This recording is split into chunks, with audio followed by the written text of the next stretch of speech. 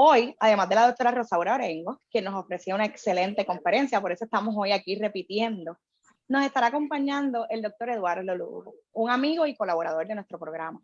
Además está decirle que es un tema que ha generado mucho interés, por lo que espero que aprovechen a nuestros expertos y le hagan las preguntas para aclarar sus dudas para beneficio de todas y todos. Todas las preguntas son importantes y pueden contestar la duda suya y la de otros. Antes de comenzar, me gustaría hacerle varias peticiones. Primero, por favor, vamos a poner nuestro micrófono en mute o en silencio para evitar las distracciones.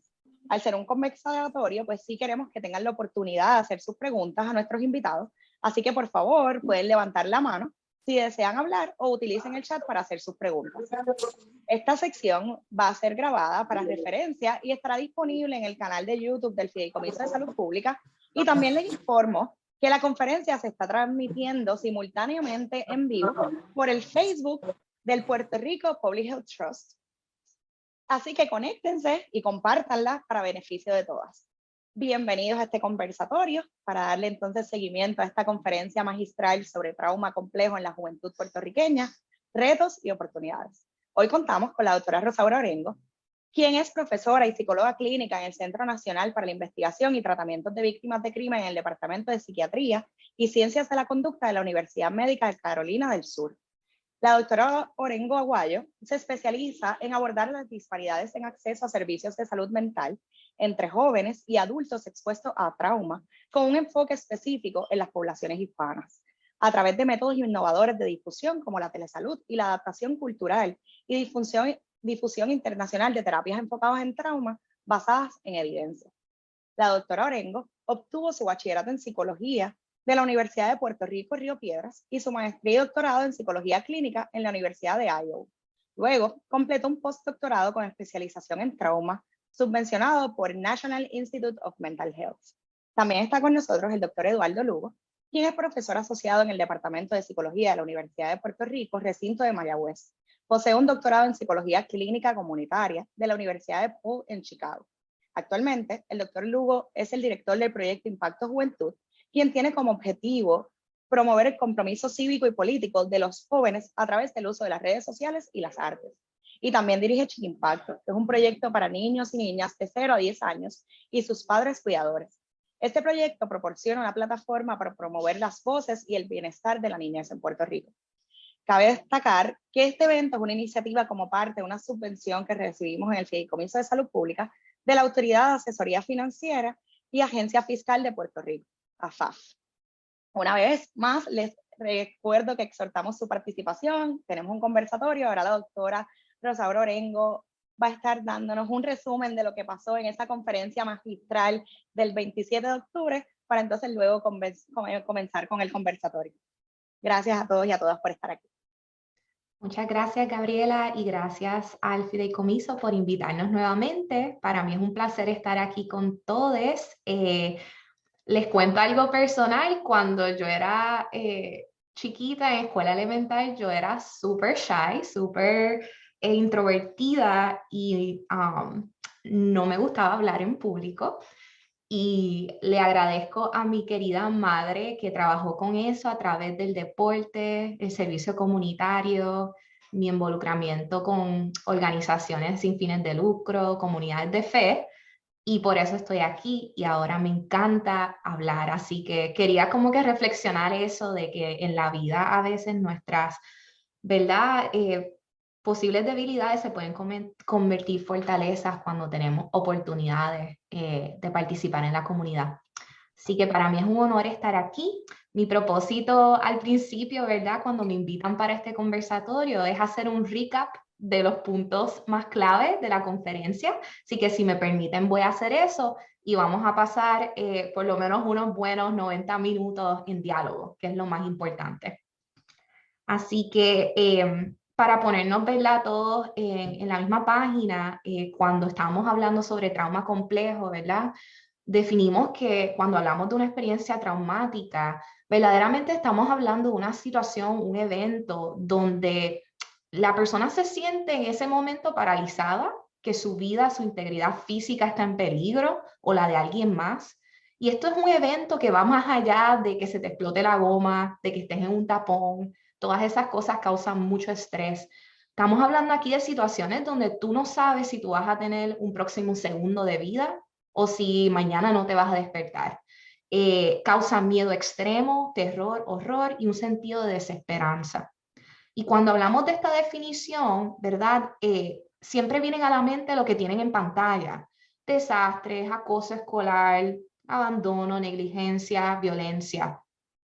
Y eso es todo bien importante que tengamos en mente porque en el contexto, ¿verdad? De cuando vemos, pensamos en una pileta o en un cubo, las cosas se acumulan, ¿verdad? Hoy día tú llegaste esta mañana a esta conferencia a hablar con todos estos compañeros y quizás ya tú has pasado por muchas cosas esta mañana.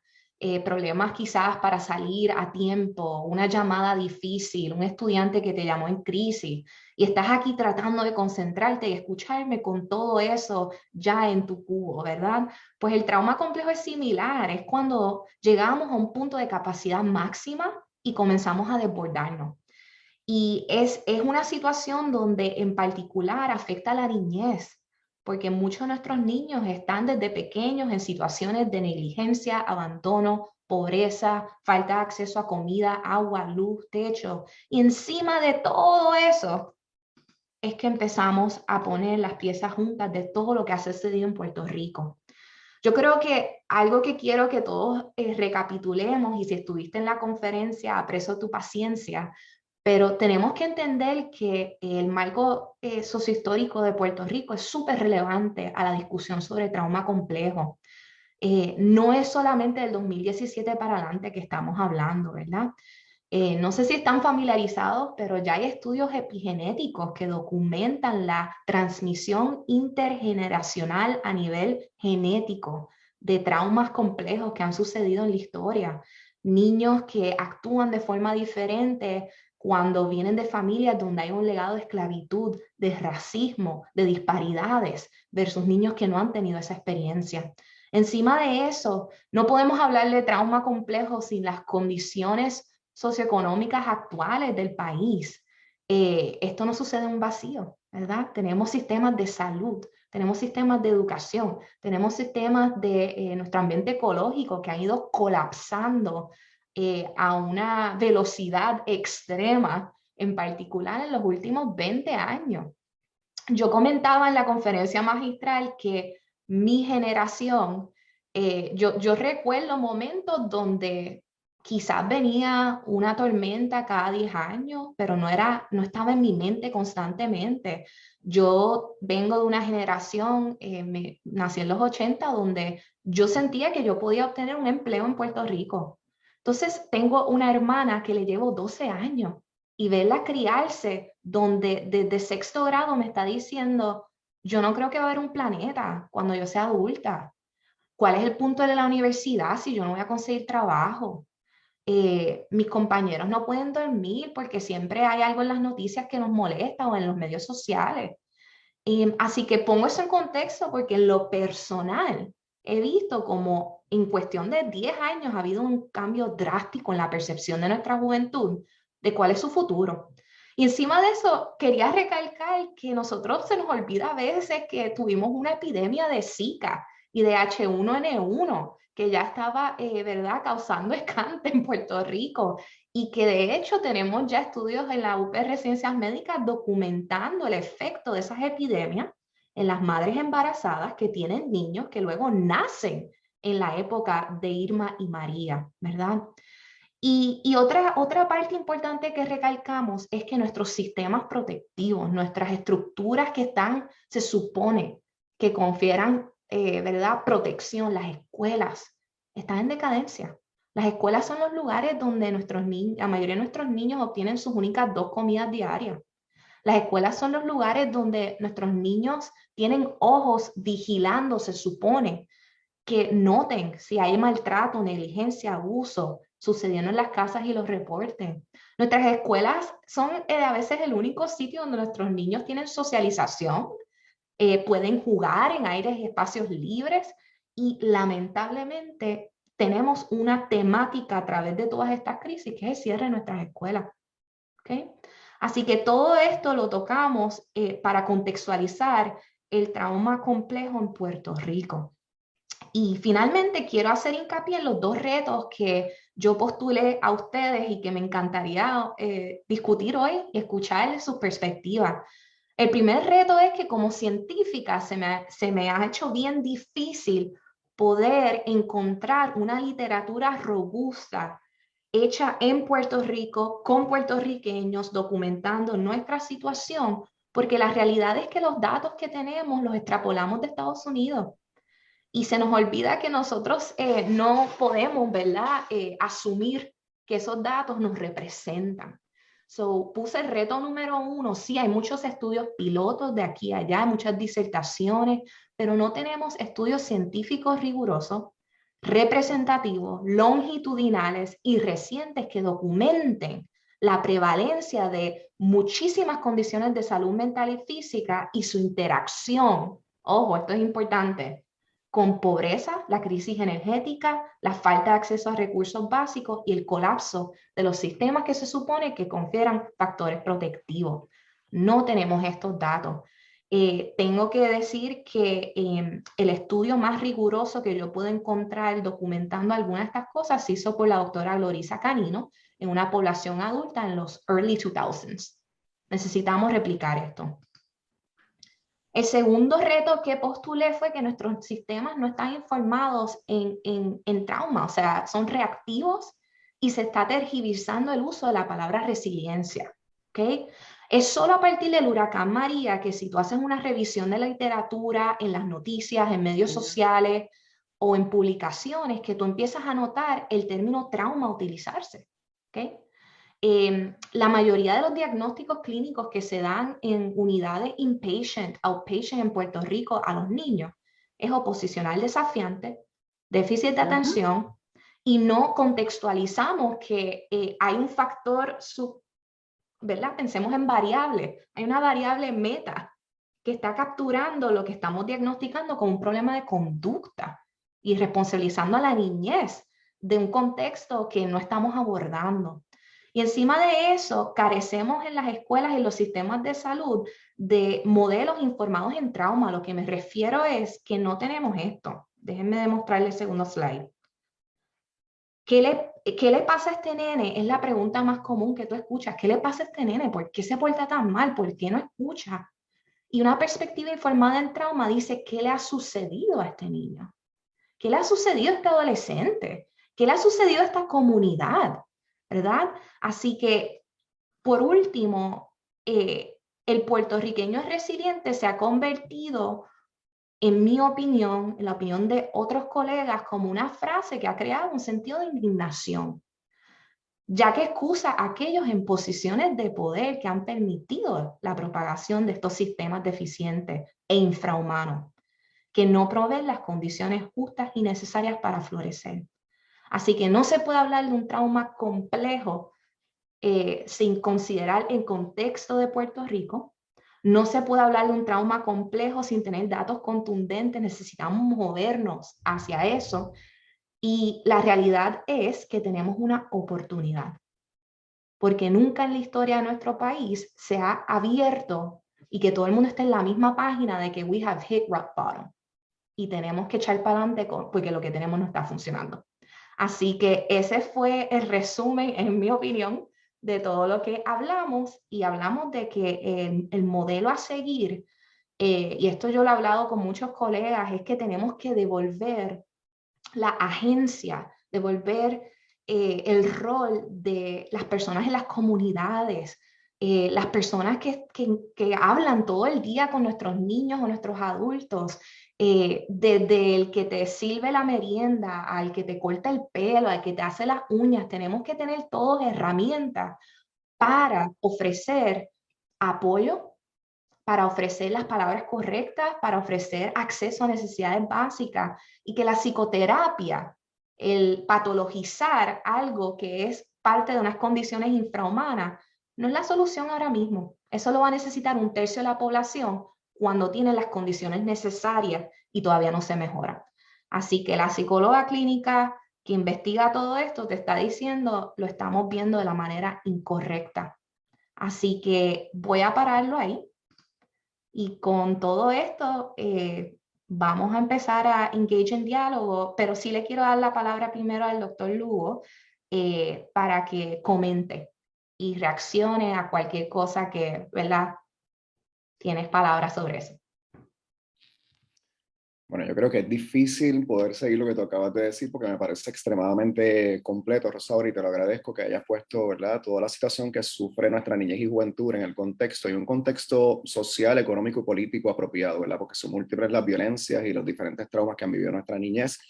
Yo pienso que estos espacios son bien importantes porque una de las cosas que yo he notado, tanto desde el trabajo con juventud, desde lo que hago como profesor universitario, es que no hemos sido capaces nosotros en medio de todas estas crisis de poder pausar y poder mirar lo que está pasando y que podamos entonces reinventar los sistemas que son necesarios para poder apoyar a nuestra niñez y a nuestra juventud. Y quiero también decir, ¿verdad?, que los sistemas que nos apoyan a nosotros, porque una de las cosas que nosotros, ¿verdad?, a veces como que se nos olvida cuando hablamos del bienestar de la niñez y de aquellas personas que trabajan con nuestros niños, como lo son los maestros, trabajadores sociales, psicólogos, todos nosotros, ¿verdad?, que estamos en esta llamada, nosotros también hemos sido violentados por todo esto, nosotros también hemos estado experimentando la crisis climática, nosotros también experimentamos el embate de los pobres, del pobre acceso a los servicios, ¿verdad? Así que yo creo que cuando pensamos en esto tenemos que pensarlo en una doble mirada, ¿verdad? En cómo nosotros fortalecemos a nuestra niñez, pero cómo nosotros también nos fortalecemos nosotros, porque llega el punto que estamos bien cansados también.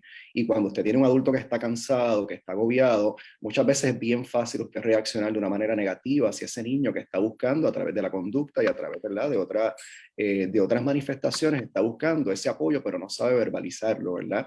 Y posiblemente tiene muy pocos espacios, ¿verdad?, de participación, de promoción de su voz, ¿verdad?, dentro de los espacios donde habita. Así que quiero resaltar eso porque cuando nosotros hablamos sobre el trauma y hablamos sobre la resiliencia, que me gustaría, ¿verdad?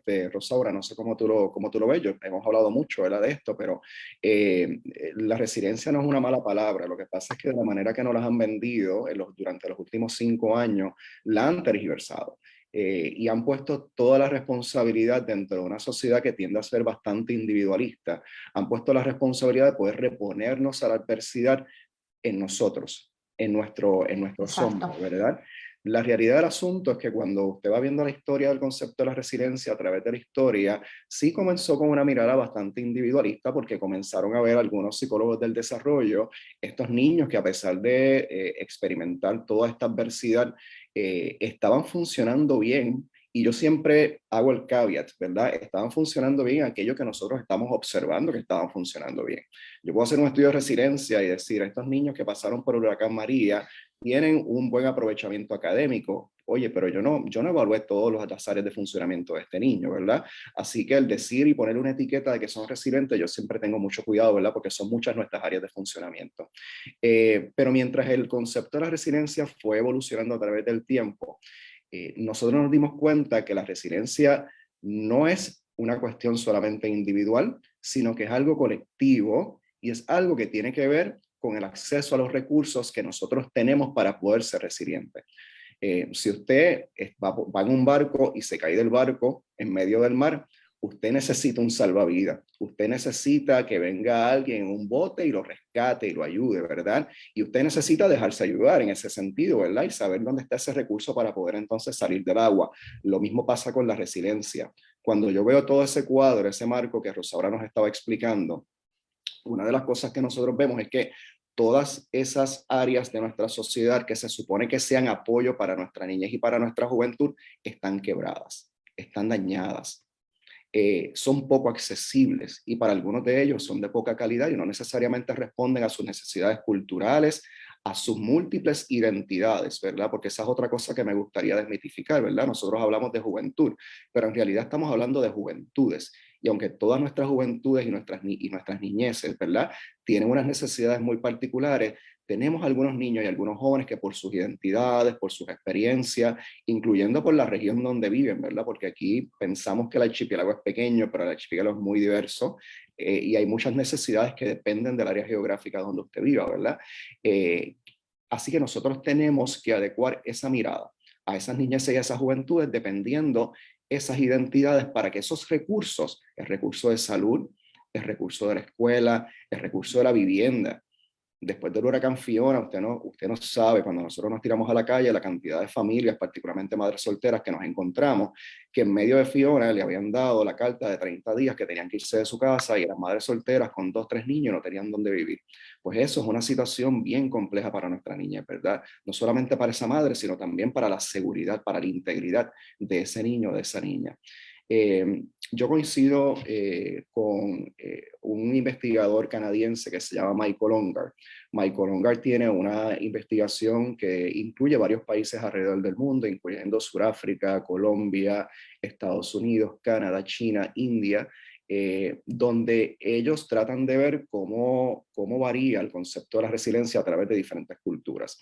Y ellos son precisamente, incluyendo también a la doctora Ann Masten, que está en la Universidad de Minnesota, que nos dicen que sí, las personas tenemos que estar dispuestas y tenemos que tener los recursos para poder navegar esos recursos que están en nuestro ambiente para poder ser resilientes, pero esos recursos tienen que, número 1, estar disponibles.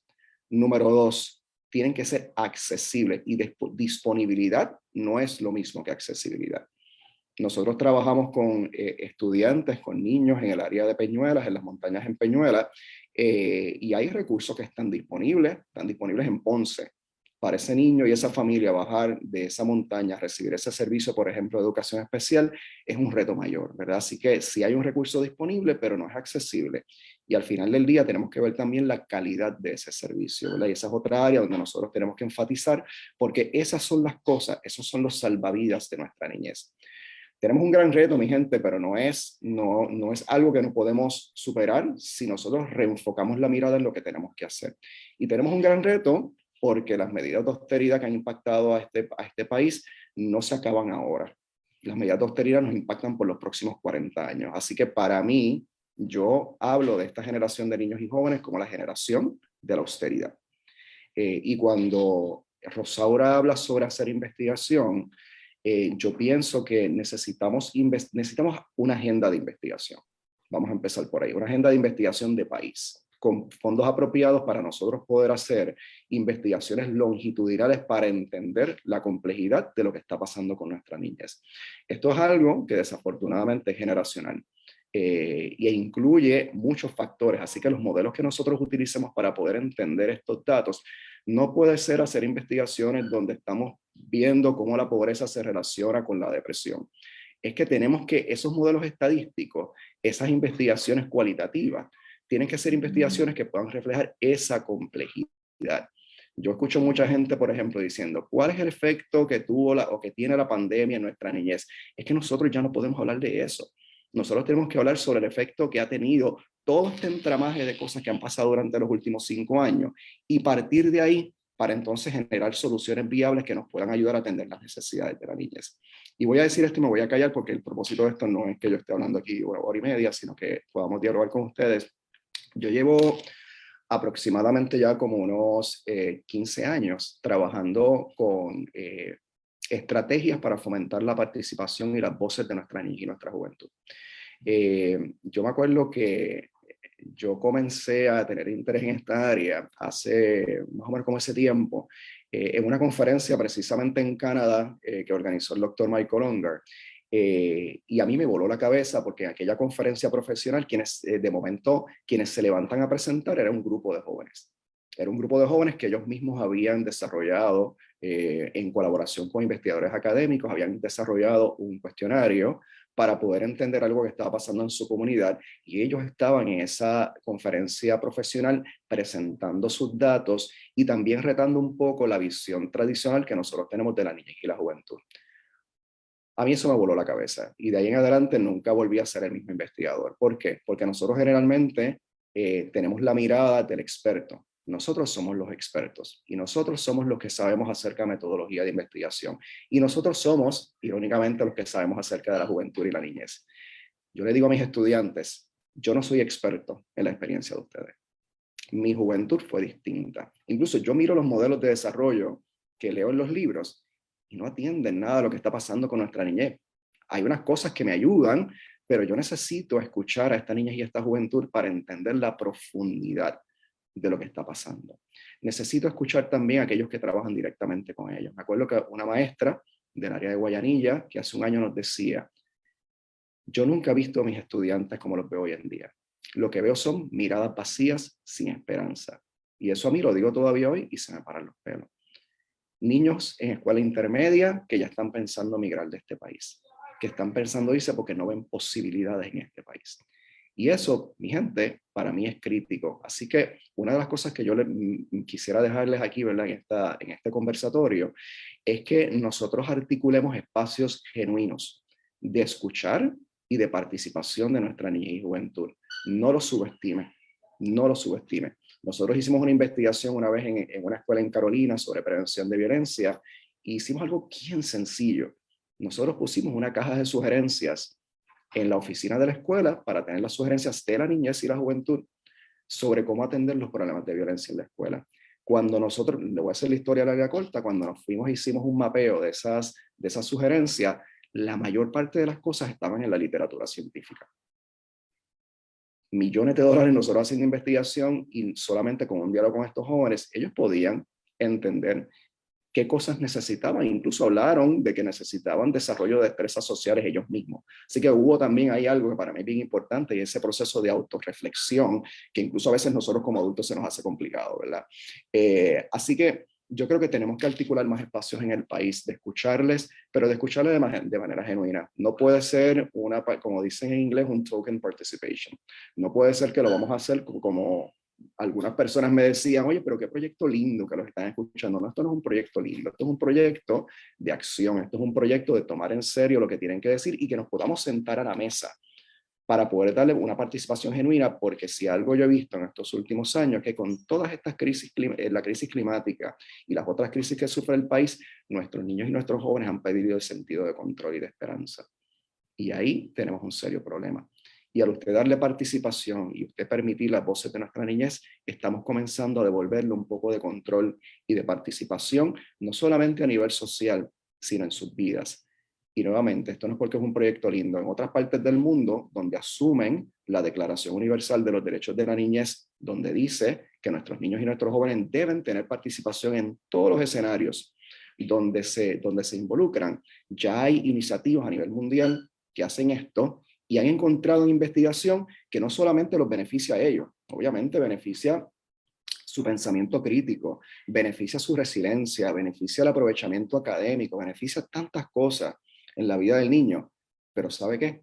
Beneficia también y fortalece la sustentabilidad y la efectividad de las políticas públicas y de los proyectos que nosotros llevamos a cabo, porque son gestados o cogestados con ellos. Y cuando ellos tienen las manos, y nosotros también como adultos, cuando nosotros somos parte de crear algo, nosotros lo protegemos más, nosotros lo trabajamos más, nosotros lo atendemos más y queremos que dure a través del tiempo y está mucho mejor informado. Así que les invito, ¿verdad?, que nosotros comencemos a crear esos espacios. Rosa, ahora ya me callo porque si no sigo hablando.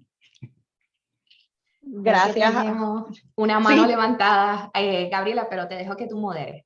Sí, no, gracias, doctora Orengo y Eduardo Lugo. De verdad que gracias por este marco que nos hace repensar también todos nuestros proyectos, repensar lo que hacemos desde esa generación de la austeridad. Rosaura hablaba y se me levantaban los pelos de escuchar que hay una desesperanza en el país, en nuestra niñez y juventud, porque hay unos sistemas que no están funcionando y que no está pasando nada para que funcione. Tenemos a Manuel Rivera con la mano alzada. Manuel.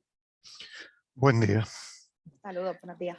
Buen día, mi nombre es Manuel Antonio Rivera, yo trabajo en el recinto de Río Piedra de la UPR en el departamento de consejería. Y tengo que confesar que ahora mismo tengo el corazón agrandado porque estoy escuchando almas gemelas. No sé si estoy soñando de verdad, sin exagerar. Yo soy de los que después de Irma y María estuvieron diciendo mucho tiempo, dejen de estar hablando de Puerto Rico se levanta porque no todo el mundo está en el mismo grado de postración. Esto no se resuelve con un telemaratón, esto no se resuelve con unas canciones ni con unos discursos. Es muy serio porque los huracanes pusieron al descubierto todo.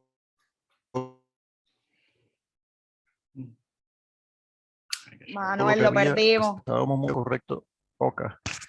Ya, me ahora sí. Okay. El término correcto no es resiliencia, el término correcto es entereza. Resiliencia viene de la física, cuando dice que se puede ejercer presión sobre algo, pierde la forma y si se quita la presión, recupera la forma. En realidad no es así, siempre se corre el riesgo de que pierde la forma definitivamente o se quiebra, se rompe. Entereza es el concepto que empezó a investigar Emily Berther, trabajadora social en los Estados Unidos, sobre los niños que hablaba el compañero hace un rato, y que automáticamente, como solemos hacer, se aplica indistintamente a un montón de poblaciones sin hacer los estudios necesarios para ver si el concepto se aplica.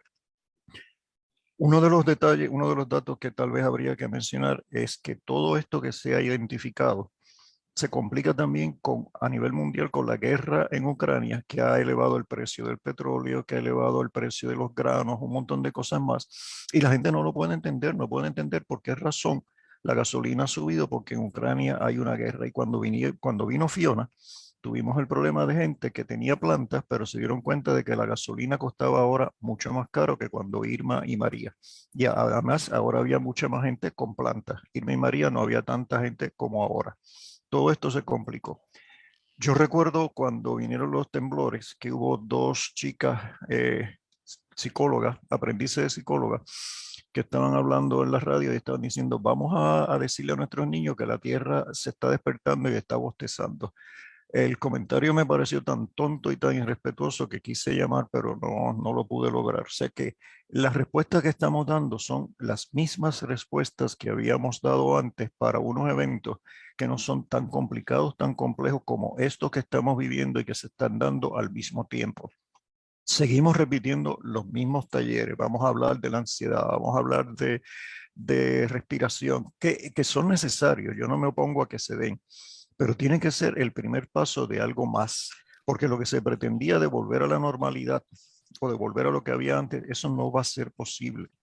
El mundo no va a volver a lo que había antes y se está complicando cada vez más. Vuelvo y les digo, me siento, la palabra no es alegre, me siento reivindicado, porque al escucharlos ustedes, veo que todo lo que yo estaba diciendo desde hace años no fue solamente yo, sino que no ha sido solamente yo, sino que hay otras personas que también están en la misma dimensión, en la misma dinámica y les deseo todo éxito. Gracias. Gabriela, yo quiero responder a lo que Manuel estaba diciendo. Primeramente, Claro. Manuel, gracias por lo que acabas de decir. Y yo creo que de esto se trata en estos espacios, ¿verdad? De nosotros empezar a conectar y en ese conectar crear agendas conjuntas de investigación, de acción, ¿verdad? Y tratar de generar una agenda de país para atender las necesidades de la niñez y la juventud. Usted mencionaba algo que para mí es bien importante, ¿verdad? Y es que hay cosas que nosotros hemos estado haciendo por mucho tiempo y seguimos repitiendo, a veces desde un muy buen lugar, ¿verdad? Pensando que estas son las cosas que van a ayudar en el momento. Pero la realidad, y yo quiero poner nuevamente el énfasis en esto que dije ahorita, que a lo mejor pasó por desapercibido, es que tenemos que pausar. Es que no podemos correr a actuar. Es que lo que estamos viviendo no es lo que vivíamos antes. Y la respuesta a esto no puede ser la misma de antes. Entonces, no solamente eso, tenemos que reinventar lo que estamos haciendo para responder a lo que está pasando y como dijo ahorita, integrando a la niñez y la juventud en la conversación, que estén en la mesa de conversación. Y by the way, hay modelos de cómo hacer esto ya que podemos dialogar después. Sino que también tenemos que trabajar, nosotros no nos podemos quedar en nuestras trincheras, en nuestras oficinas, en nuestro trabajo en particular. Esto es una respuesta de política pública que tiene que trascender lo que son las agendas político-partidistas de cualquiera. Y voy a ser bien franco con esto porque el país no aguanta más de esta política partidista. Nosotros necesitamos personas comprometidas con la niñez y con la juventud que trasciendan los colores tradicionales y los colores nuevos y todos los colores, ¿verdad? Y eso quiere decir que cuando hay que fiscalizar, independientemente de quién sea el que geste esa iniciativa, tenemos que fiscalizar. Los otros días salió una promoción, y perdonen si hay gente aquí del Departamento de Educación, yo creo que no me vuelven a invitar. Pero del Departamento de Educación salió una promoción para una intervención socioemocional de la niñez, que era invitar a un grupo de personas que tienen pues un show de payasos y tienen otras cosas, ¿verdad? De la vida artística, que no es que esté mal, no está mal en términos, ¿verdad? De que necesitamos entretenimiento y créanme, en esta crisis todos nosotros necesitamos entretenimiento. Sin embargo, vender eso como una estrategia de atención e intervención socioemocional les falta el respeto a nuestras niñas y nos falta el respeto a nosotros. Nosotros necesitamos intervenciones, necesitamos iniciativas que nosotros generemos. Hay otras que son basadas en evidencia, ¿verdad? Y que podamos adaptar culturalmente, pero que nosotros también tenemos la capacidad de poder crear intervenciones apropiadas para nuestro contexto, que es muy diverso, ¿verdad? Y como decía Rosaura, muy distinto al contexto de los Estados Unidos. Y que creamos esas iniciativas con la mira de evaluar esas iniciativas para ver si están funcionando y poder reajustar la dirección si no están funcionando. Y yo le puedo decir, desde mi experiencia, y yo estoy seguro que Rosaura y Gabriel están de acuerdo conmigo, el llevar payasos a una escuela para entretener un momentito y está chévere y qué bueno que lo podemos hacer, pero no podemos venderlo como una intervención que va a resolver los problemas socioemocionales de nuestra niñez. E invertir un montón de dinero en una estrategia que no tiene evidencia. Los datos están ahí. Nosotros tenemos intervenciones para poder trabajar. Oye, vamos a poner esos recursos en tanta gente linda que está aquí conectada hoy, que tienen el conocimiento, para que podamos ser aliados de nuestras escuelas, que están sufriendo mucho. Yo no conozco las escuelas de todo el país, conozco las del suroeste, y créame que las condiciones en que nuestros niños están dando clases, nuestros maestros están cogiendo clases, y que nuestros maestros están dando clases en esta área, son inhumanas. Son inhumanas. Estoy contigo, Eduardo, en esto, y quiero puntualizar varias temáticas que escuché al compañero Manuel decir, que Eduardo menciona, que yo he pensado. Lo primero que quiero como una reflexión, qué interesante que lo primero que nuestro compañero dice es: me sentí como si estuviera hablando con alma gemela. Miren, compañeros, esta es la respuesta que yo escucho una y otra vez cuando yo me siento a hablar claro con la gente. Todos nos sentimos que somos los únicos en nuestra isla pensando esto, y que quizás yo estoy mal o quizás estoy solo, y la realidad es que todo el mundo está pensando lo mismo. Es que no tenemos espacios para hablarlo y apoyarnos. Así que el apoyo social en términos de estas conversaciones es súper importante. Necesitamos más conversatorios. Lo segundo que quiero reflexionar es que todo el mundo, si ve la pantalla de Eduardo, hay un reloj que paró. No sé si te fijaste en eso, Eduardo. O sea, me hace pensar en cómo hemos normalizado tantas cosas que pararon de funcionar y las integramos en nuestro diario vivir y seguimos como si esto fuera normal. Y, compañeros, eso es parte de una agenda. Eso es parte de una agenda que personas en posiciones de poder utilizan para mantenernos dormidos, incluso personas que somos altamente educadas, científicos. ¿Okay? Lo tercero que quiero puntualizar aquí, que es bien importante, el trauma local es producto del trauma global. Voy a repetir eso.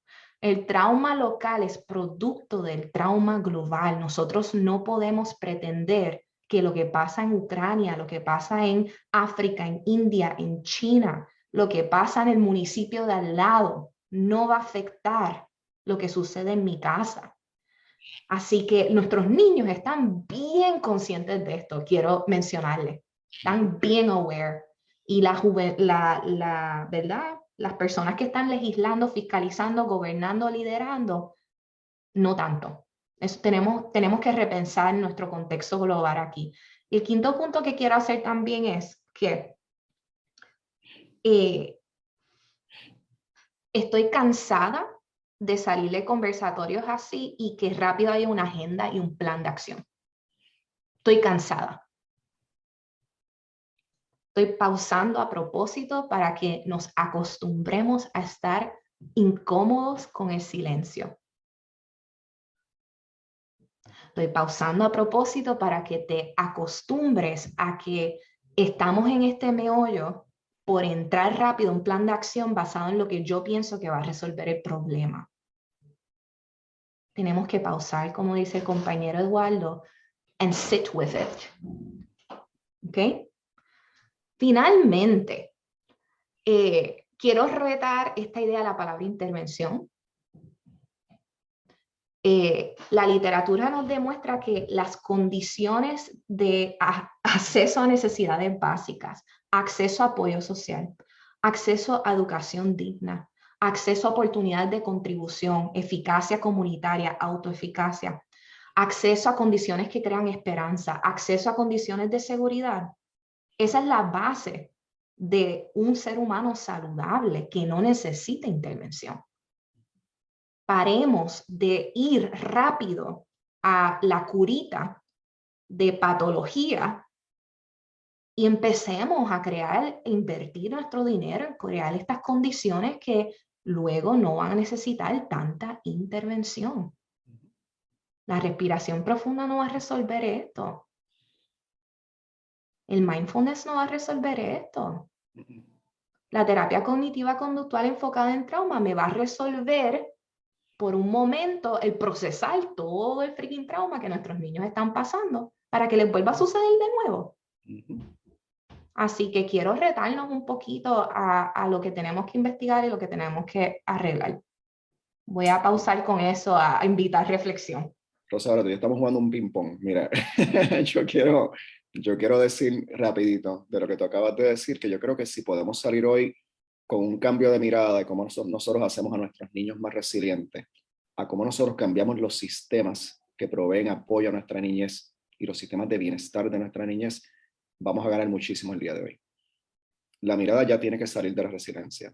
Tiene que ser cómo nosotros evaluamos el servicio que damos desde la parte educativa, el servicio que damos desde la parte del apoyo a la salud y la alimentación saludable de nuestra niñez, los servicios que se dan desde el departamento de la familia, todas estas cosas que se supone que sean la zapata para poder apoyar el bienestar y el desarrollo positivo de nuestra niñez, tienen que estar sólidas, tienen que transformarse para que nuestros niños estén bien y que no necesiten tantos servicios. Antes de entrar aquí, me invitaron a una reunión para hablar de estas reuniones multisectoriales que ahora tenemos como 50,000.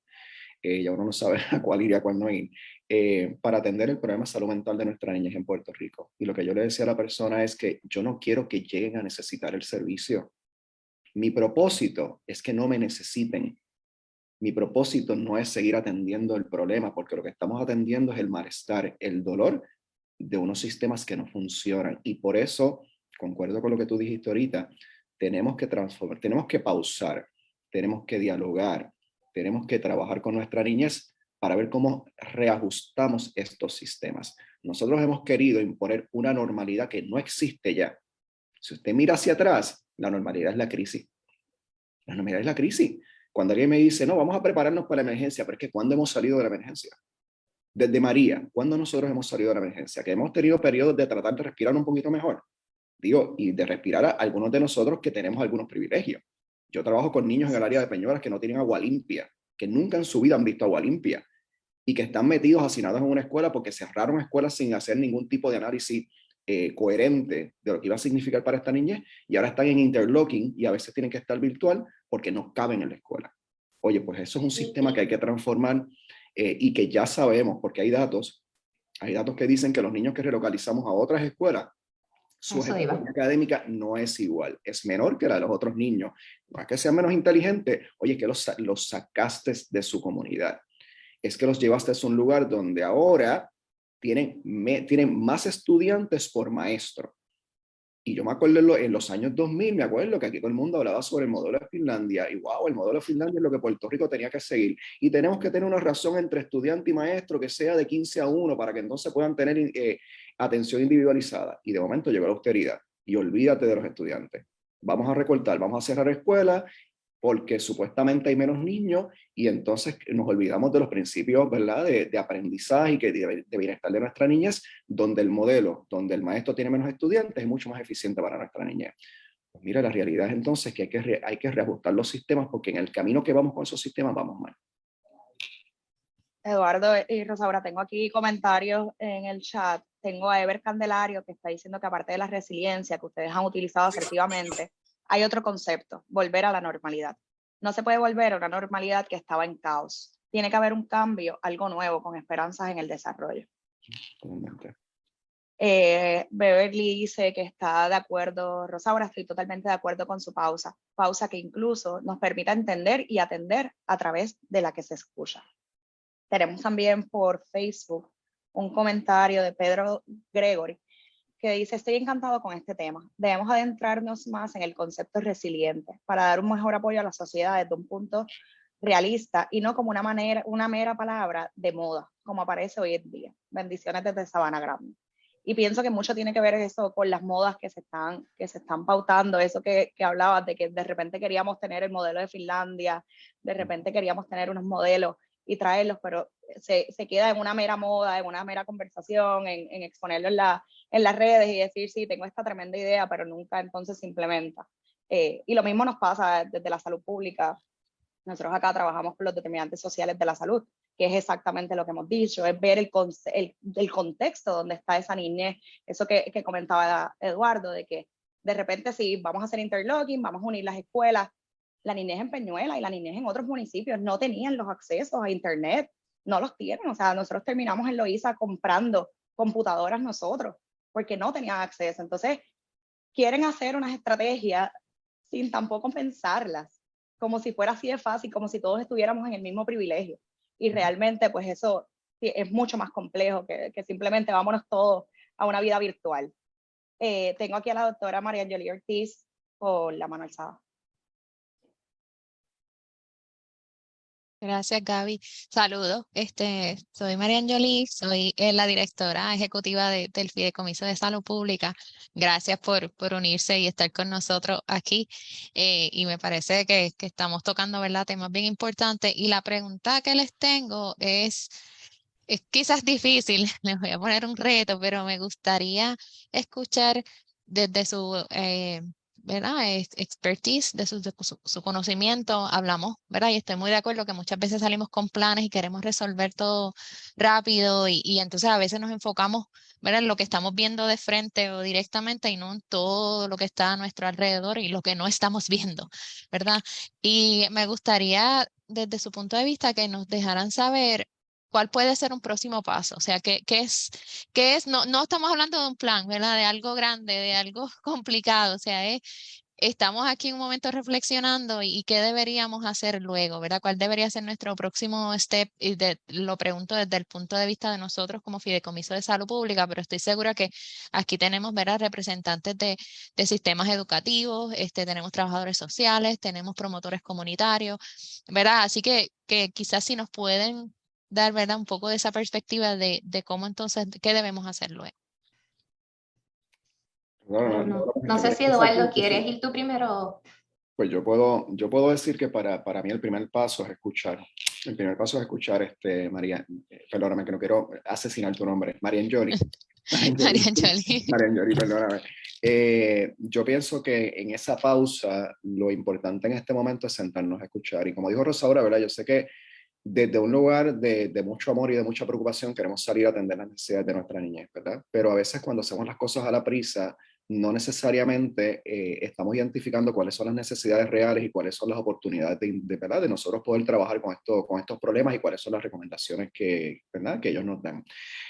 Así que yo recomiendo, y es algo que se está hablando en muchos lugares, ¿verdad?, de que nosotros podamos crear espacios de diálogo a nivel regional con nuestra juventud. Esto, por ejemplo, el Departamento de Salud ya tiene un modelo de jóvenes, tiene un grupo de jóvenes que no me acuerdo cuál es el nombre, que se reúnen con cierta periodicidad para recibir las recomendaciones y las preocupaciones de estos jóvenes, ¿verdad?, acerca de asuntos que tienen que ver con su salud, tanto salud física como salud mental. Así que yo creo que el primer paso es ese, ¿verdad? Y para hacer eso suena bien bonito y suena como que es fácil, pero eso no es fácil, ¿verdad? Uno de los grandes retos que yo he identificado en el proceso de sentarnos a escuchar a nuestra niñez y juventud somos nosotros mismos, porque nosotros culturalmente tenemos una cultura hacia nuestra niñez de silencio, de que el silencio es respeto y de que el niño no habla cuando los adultos hablamos, y la famosa frase de que, espero que nadie se ofenda, porque una vez me la editaron en un artículo de periódico, pero que los niños hablan cuando las gallinas mean, ¿verdad? Así que eso quiere decir que nunca hablan, ¿verdad? Nosotros culturalmente estamos acostumbrados a que eso es el respeto, ¿verdad? Y yo digo que respeto es una palabra bien delicada, porque respeto quiere decir diferentes cosas para diferentes personas. A una persona que está en una relación de abuso, el respeto es callarse la boca, ¿verdad?, no hacer mucho ruido, porque si no pueden haber unas consecuencias. Pues para los niños a veces es así, y en nuestras escuelas muchas veces es así, en nuestras familias muchas veces es así, así que requiere también en esa pausa nosotros repensarnos un poco, ¿verdad? Y pensar en el adulto que nosotros hubiésemos querido tener cuando niños, o el que tuvimos, porque tengo estudiantes que me dicen a mí, mis padres me daban la oportunidad de poder hablar, mis padres me pedían mi opinión, mis padres hablaban temas complejos conmigo, obviamente a mi nivel de desarrollo, ¿verdad? Pero yo me sentía que estaba informado y que era importante. Y cuando la gente se mata hablando por ahí de resiliencia, una de las cosas que es medular en promover esa resiliencia o ese bienestar, vamos a hablar de bienestar, de ese bienestar de ese niño, es que se sienta que tiene control, que tiene cierto nivel de control en los procesos que les rodean. Entonces, remito a lo que dije al principio, lo que yo escucho de los jóvenes, lo que yo escucho de mis estudiantes universitarios, que han perdido en todo este tiempo, no solamente con la crisis climática, con la cuestión de los apagones, gente. Esa es otra cosa que no hemos hablado aquí, y cómo los apagones afectan la salud mental, ¿okay? Y la inconsistencia de energía eléctrica. Ellos dicen, hemos perdido el sentido de control. Ya nosotros no sabemos qué va a pasar mañana. Sí. Anoche nos acostamos acá en el suroeste y a las 2:30 de la mañana yo estaba despierto y de momento sentimos un jamaquión y fue como que otra vez, aquí vamos de nuevo. Y ese es el sentido. Me acuerdo de una líder comunitaria que me decía, Eduardo, yo me puedo levantar, pero yo no quiero seguir cayéndome. Es demasiado frecuente. Esas conversaciones hay que escucharlas. Esas conversaciones hay que escucharlas. Y Eduardo, añadir a eso, ¿verdad? Pensando un poco, me voy a tirar un poco a soñar. Yo hago esto mucho porque es mi forma de cuidarme a mí misma y a mi equipo. Si yo, ¿verdad?, me quito las limitaciones de la realidad, del dinero, de lo que es posible, este es mi sueño, para contestar tu pregunta. Yo quisiera que volviéramos de nuevo a nuestras raíces tribales, ¿verdad? Donde piensa en el rol que jugaba una tribu, ¿verdad? En la comunidad, ¿verdad? Tú tienes estos grupos pequeños donde tienes un líder comunitario cuyo propósito es cuidar de esas 10, 15 personas y escucharlos y asegurarse que ese corillo esté bien. Hemos perdido eso. Así que yo pienso un poco, ¿verdad?, en el concepto de promotores de salud, líderes comunitarios, organizaciones de fe, cómo podemos organizar espacios para dialogar y escuchar en grupos pequeños que ya orgánicamente existen y empoderar a esos líderes comunitarios para tener estas conversaciones y que haga una mesa social más grande donde estos líderes traen esas voces y se discuten estos planes de acciones y se informa esto a nuestros legisladores. O sea, vamos a construir un sistema un poco más integrado en lo que ya existe. Por otra parte, si yo pudiera soñar, yo quisiera que, y se van a reír muchos y van a decir eso es imposible, te invito a que notes el cinicismo, lo pongas a un lado y me escuches. La profesión que más debe recibir aquí un salario sumamente grande, la profesión donde todo el mundo debería querer entrar porque recibes los mejores beneficios y vas a estar en las mejores condiciones y vas a ser el profesional más prestigioso, no es un cirujano, compañero, es un maestro. Así que suena bien grande, ¿verdad? Pero las condiciones de nuestros niños no van a cambiar si no recompensamos y ponemos en posición de privilegio al maestro.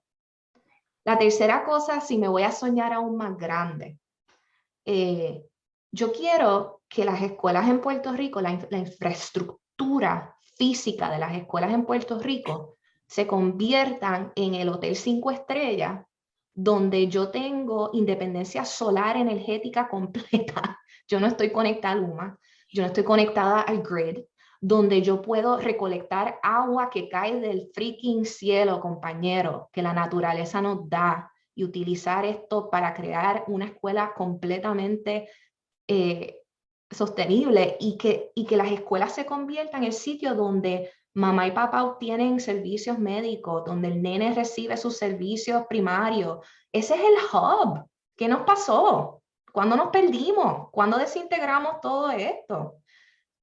Así que mira lo que mi contestación es volver a donde comenzamos como una comunidad y hemos perdido esa trayectoria. ¿Y sabes dónde se está dando esto? De todos los lugares. Corillo, en Culebra. ¿Ustedes sabían que en Culebra los bomberos, la policía, la escuela pública y entiendo que el CDT completamente funcionan con energía solar? Yo no sé si tú sabes eso. ¿Y por qué? Porque no hay otra opción. Hemos llegado a ese punto y ahí es que están invirtiendo muchas personas en este concepto. Las cosas no son perfectas, pero ¿por qué ese modelo no existe en Puerto Rico entero? So, anyways, voy a parar aquí un momento con mi controversia y volvérselo a Gabriela. Pues ahora, espérate, antes que Gabriela diga algo, quiero añadir que no es un sueño en el vacío. El dinero está para hacerlo. Exacto. El dinero, o sea, esto no es un sueño. Y yo odio la palabra voluntad. La gente que dice, no, la voluntad política, no, estas son agendas políticas, no es voluntad política. ¿Ok? Ok. Nosotros tenemos dinero para poner placas solares en todas las escuelas en Puerto Rico. Hay un plan de una organización que se llama Queremos Sol, porque vamos a trascender la escuela. Yo creo que el apoyo de nuestra niñez educativo, que no sabemos cuántos días han perdido de clases desde el huracán María. Eso es otra investigación muy interesante, by the way, que alguien debería tomarla y debería hacerla. ¿Cuántos días de contacto directo con nuestros maestros, con nuestra escuela? By the way, los maestros son uno de los recursos más importantes para promover resiliencia de toda la vida. ¿Okay? ¿Cuántos días lectivos nuestros niños han perdido? Yo le aseguro que más de un año escolar completo, ¿verdad? Nosotros tenemos que apoyar a nuestras comunidades y hay un plan de una organización que se llama Queremos Sol. By the way, salió un informe federal que dice que esto es posible para poner placas solares en todos los techos de las personas en Puerto Rico. Y esto es importante porque nuestras iniciativas para atender el llamado rezago, porque quien está rezagado es la escuela, by the way, el rezago de nuestros niños tiene que trascender las 4 paredes de la escuela. Nosotros, y no es por hablar sobre el trabajo que nosotros hacemos, pero nosotros hacemos un trabajo en Aula de la Montaña en Peñuela, donde apoyamos esa gestión educativa, fortalecemos las destrezas de funciones ejecutivas de nuestra niñez y incorporamos la identidad, la cultura, 20 otras cosas, ¿verdad? En ese proceso, la actividad física, la agroecología, etc. Y nosotros necesitamos más iniciativas como esa, donde nuestras comunidades estén apoyadas por otras personas para que podamos entonces esas áreas donde tenemos que consolidar de lectura, de matemática y particularmente el área socioemocional que es indispensable para el aprendizaje, que las podamos apoyar fuera del salón de clase. Así que se lo digo porque lo de Rosaura no es un sueño. El dinero está ahí y lo que tenemos que es que informarnos para empujar unas agendas que favorezcan a nuestra gente y no unos intereses particulares. Porque ahora mismo está cayendo como paracaídas aquí miles de compañías de otros lados de energía solar porque se dieron cuenta que este es el hub. Ojo con eso, ojo con eso. El dinero está no para que usted se embrolle poniendo placas solares, está para apoyar a nuestras comunidades y apoyarle a usted para eso. Y uniéndome al sueño de Rosaura, que no pareciera utopía, pero no lo es, porque hay comunidades que están funcionando, como estabas hablando en Culebra, tenemos Casa Pueblo, Adjuntas, que está funcionando. Yo también quisiera volver al pasado en cuando estaba el doctor Guillermo Arbona, cuando había un sistema regionalizado de salud que funcionaba. Y ese sistema funcionó, teníamos promotores de salud comunitaria en las comunidades, que era esa gente que atendía, que son cuidadores. Siempre hemos tenido vecinas o vecinas que cuidan de nosotros. O sea, eso siempre ha existido. Y de repente, ¿por qué lo eliminamos si funcionaba? Ahora estamos, este concepto de promotores de salud comunitaria, yo vivo orgullosa y es uno de mis sueños desde que estudié salud pública y quedé enamorada de eso. Y nosotros ahora tenemos la oportunidad de tener promotores que los tenemos aquí conectados y que saben cuán importante es el trabajo que ellos tienen en las comunidades, conectando servicios, que es lo que decía ahorita Eduardo, que hay servicios disponibles, pero no son accesibles. Así que esos promotores son fundamentales en estar en las comunidades, en entender lo que pasa. Que nosotros desde la oficina lo vemos lejos, quizás no lo entendemos, pero ellos están allí en estas realidades y resolviendo. Y también hablábamos de los maestros, que debe ser la profesión mejor pagada, debe ser esa profesión que todo el mundo quiera hacer. Y también yo creo que tenemos que comenzar a hablar de los líderes comunitarios, de cómo ellos están salvándonos. En todas las respuestas, los que nos han salvado han sido los líderes comunitarios. Cuando ha habido unas ausencias de los servicios del Estado, que eran inherentes al Estado y no necesariamente respondieron. Así que ese liderato comunitario está invisibilizado, ese liderato que no le remuneramos de ninguna forma, también hay que ver cómo les remuneramos, porque también le exigimos muchas cosas. Y el Estado siempre, los líderes comunitarios resuelven, los líderes comunitarios están ahí, los vamos a seguir adiestrando, pero ellos también están en la crisis, ellos también están pasando por exactamente lo mismo que su comunidad y están respondiendo. Así que tengo aquí también a Manuel Antonio, que tiene la mano alzada, así que Manuel, cuéntanos. Sí, dejemos a un lado los días lectivos perdidos y fijémonos en el desaprendizaje y el aprendizaje limitado por la virtualidad. Mi nieto Omar, que está en 6º grado, no sabe multiplicar y sin embargo sacó A en la clase de matemáticas. Yo me imagino que sabe sumar y restar y ahí se quedó todo. Y tenemos esa, es una situación. De todo lo que dicen los compañeros, yo entiendo que una de las cosas que debemos hacer es un estudio de lo que son las familias puertorriqueñas. Yo tengo 70 años y 43 años ayudando gente de una manera u otra, o sea que tengo bastante bagaje histórico. Probablemente ustedes se recordarán, los que son un poquito mayores, de los libros de la doctora Ángeles Pastor, de la ciudad, del pueblo al campo, a la escuela, a reír y a gozar, todo ese tipo de cosas que tuvieron el enorme mérito de alfabetizar a la isla. El problema es que presentaban una familia que no existía y nunca ha existido. Papá y mamá no tenían nombre, eran papá y mamá. Estaban Pepín y Rosa, que en algunos pueblos se llamaban Tito y Tita, Mota, Finí y en otros sitios se llamaba Lobo. Y eso era la familia puertorriqueña, papá, mamá y 2 niños, cuando la familia puertorriqueña ha sido de 6, 7, 8, 9 y más niños. Y han intervenido muchas personas. El primer niño negro entró en esos libros en el 1969. Antes no había ningún niño negro. Y papá siempre tenía una camisa, mamá siempre estaba con delantal y las casas tenían una verja de madera. Esos libros tuvieron un mérito increíble. Yo se lo reconozco a la doctora Ángeles Pastor, pero también se llegó a crear la imagen de que esa era la familia puertorriqueña cuando sabemos que no es así. Cuando el recinto de Mayagüez hace unos cuantos años empezó el estudio del mitocondria, del ADN mitocondrial, para ver la herencia taína, curiosamente muchísimas personas se sentían mejor porque le decían, cuando le decían que tenían herencia taína, a que le dijeran que tenían herencia negra. Incluso entre nosotros mismos eso, o sea, preferíamos ser considerados taínos a ser considerados negros cuando la negritud es uno de los elementos importantes en nuestra identidad. Yo no hablo tanto de austeridad, yo hablo más de precariedad. Tenemos que aprender a vivir en la precariedad sin caer en un fatalismo, sin caer en un feminismo, un pesimismo. Y esto me han atacado grandemente porque lo llevo diciendo años. Lo otro, y termino con esto, hay que recuperar o dar espacio, crear espacios para la voz de la mujer como tal, la perspectiva de la mujer como tal, lo que ella tiene que decir, lo que ella tiene que aportar. Y nosotros los hombres, pues entonces usar una voz prestada, escuchar lo que tiene que decir la mujer y decir, la voy a tomar prestada porque me parece que esto es importante.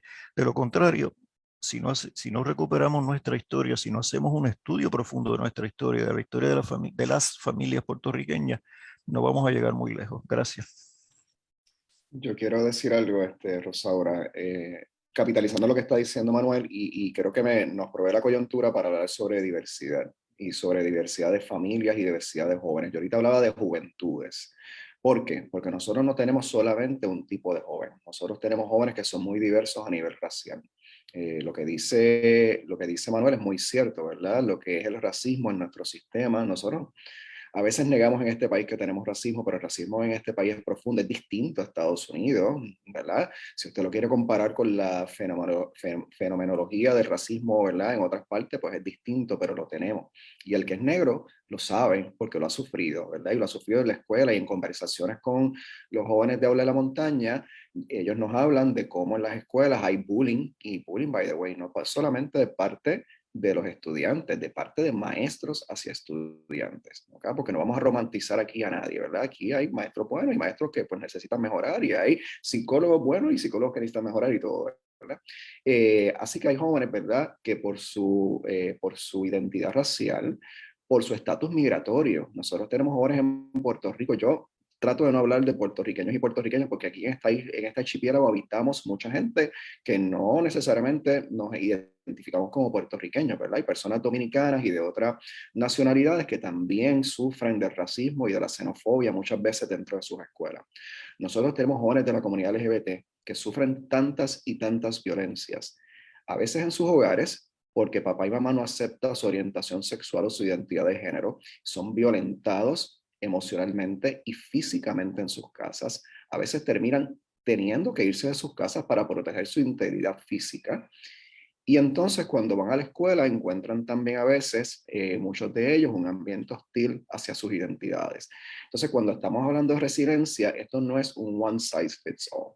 Esto es que tenemos que empezar a entender que, nos guste o no, estemos de acuerdo o no, con lo que son las orientaciones o las identidades de la gente. Si estamos buscando el bienestar de nuestros jóvenes, no es desde nuestra ideología particular, es desde el bienestar de lo que ese joven necesita para ser exitoso y tener salud. Y en ese sentido, ahí tenemos que mirarnos hacia adentro. ¿Qué hacemos nosotros para trabajar con comunidades de jóvenes que están invisibilizadas en este país, o que por otro lado no están invisibilizadas, sino que están violentadas en este país, ¿verdad? Y cómo yo contribuyo al bienestar de estos jóvenes, esté de acuerdo o no con sus decisiones, esté de acuerdo o no con sus identidades.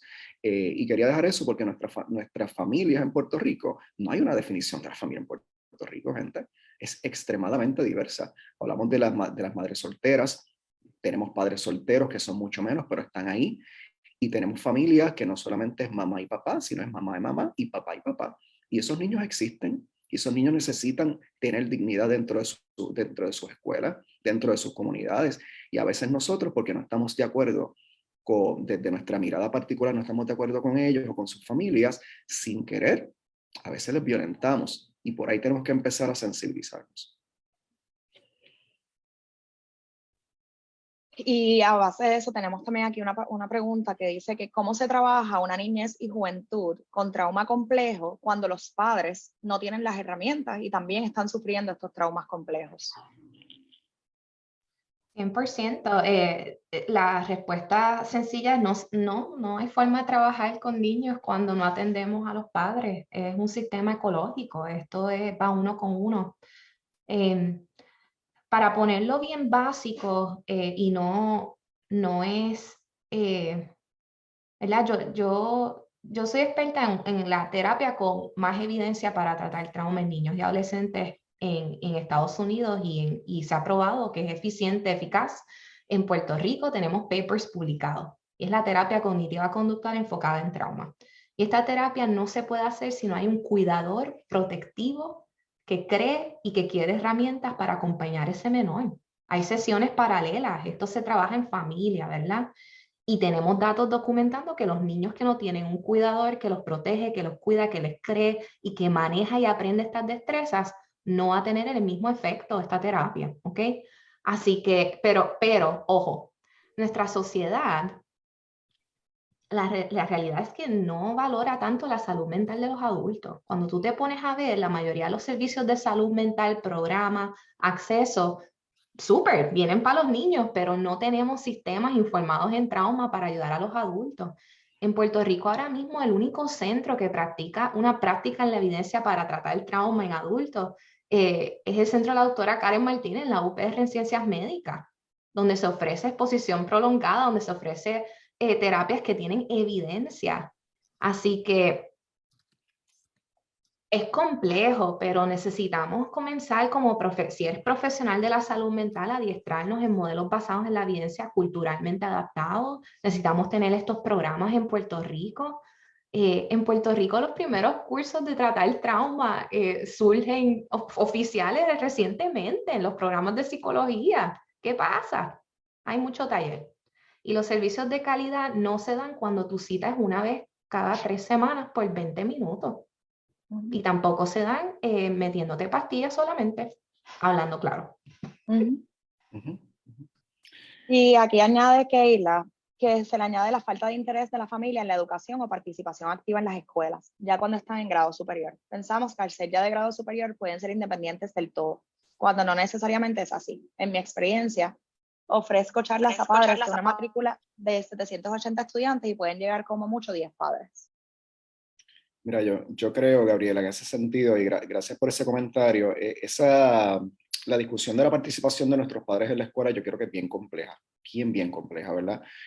Por un lado, y yo creo que Rosaura tocó sobre esto ahorita, nosotros tenemos una posibilidad ahora, remirando la educación en el país, de empezar a ver la escuela como una comunidad. Y cuando hablamos de la escuela como comunidad, incluye a todos, incluye maestros, administrativos, estudiantes y padres. Entonces tenemos que pensar cómo nosotros fomentamos ese sentido de comunidad en la escuela y que podamos romper con lo que yo reconozco que a veces es una situación adversarial entre algunos padres y algunos maestros, ¿verdad? No estamos trabajando para cosas distintas, estamos trabajando para lo mismo. Y ese niño y ese joven debe ser parte de esas conversaciones, como había dicho ahorita.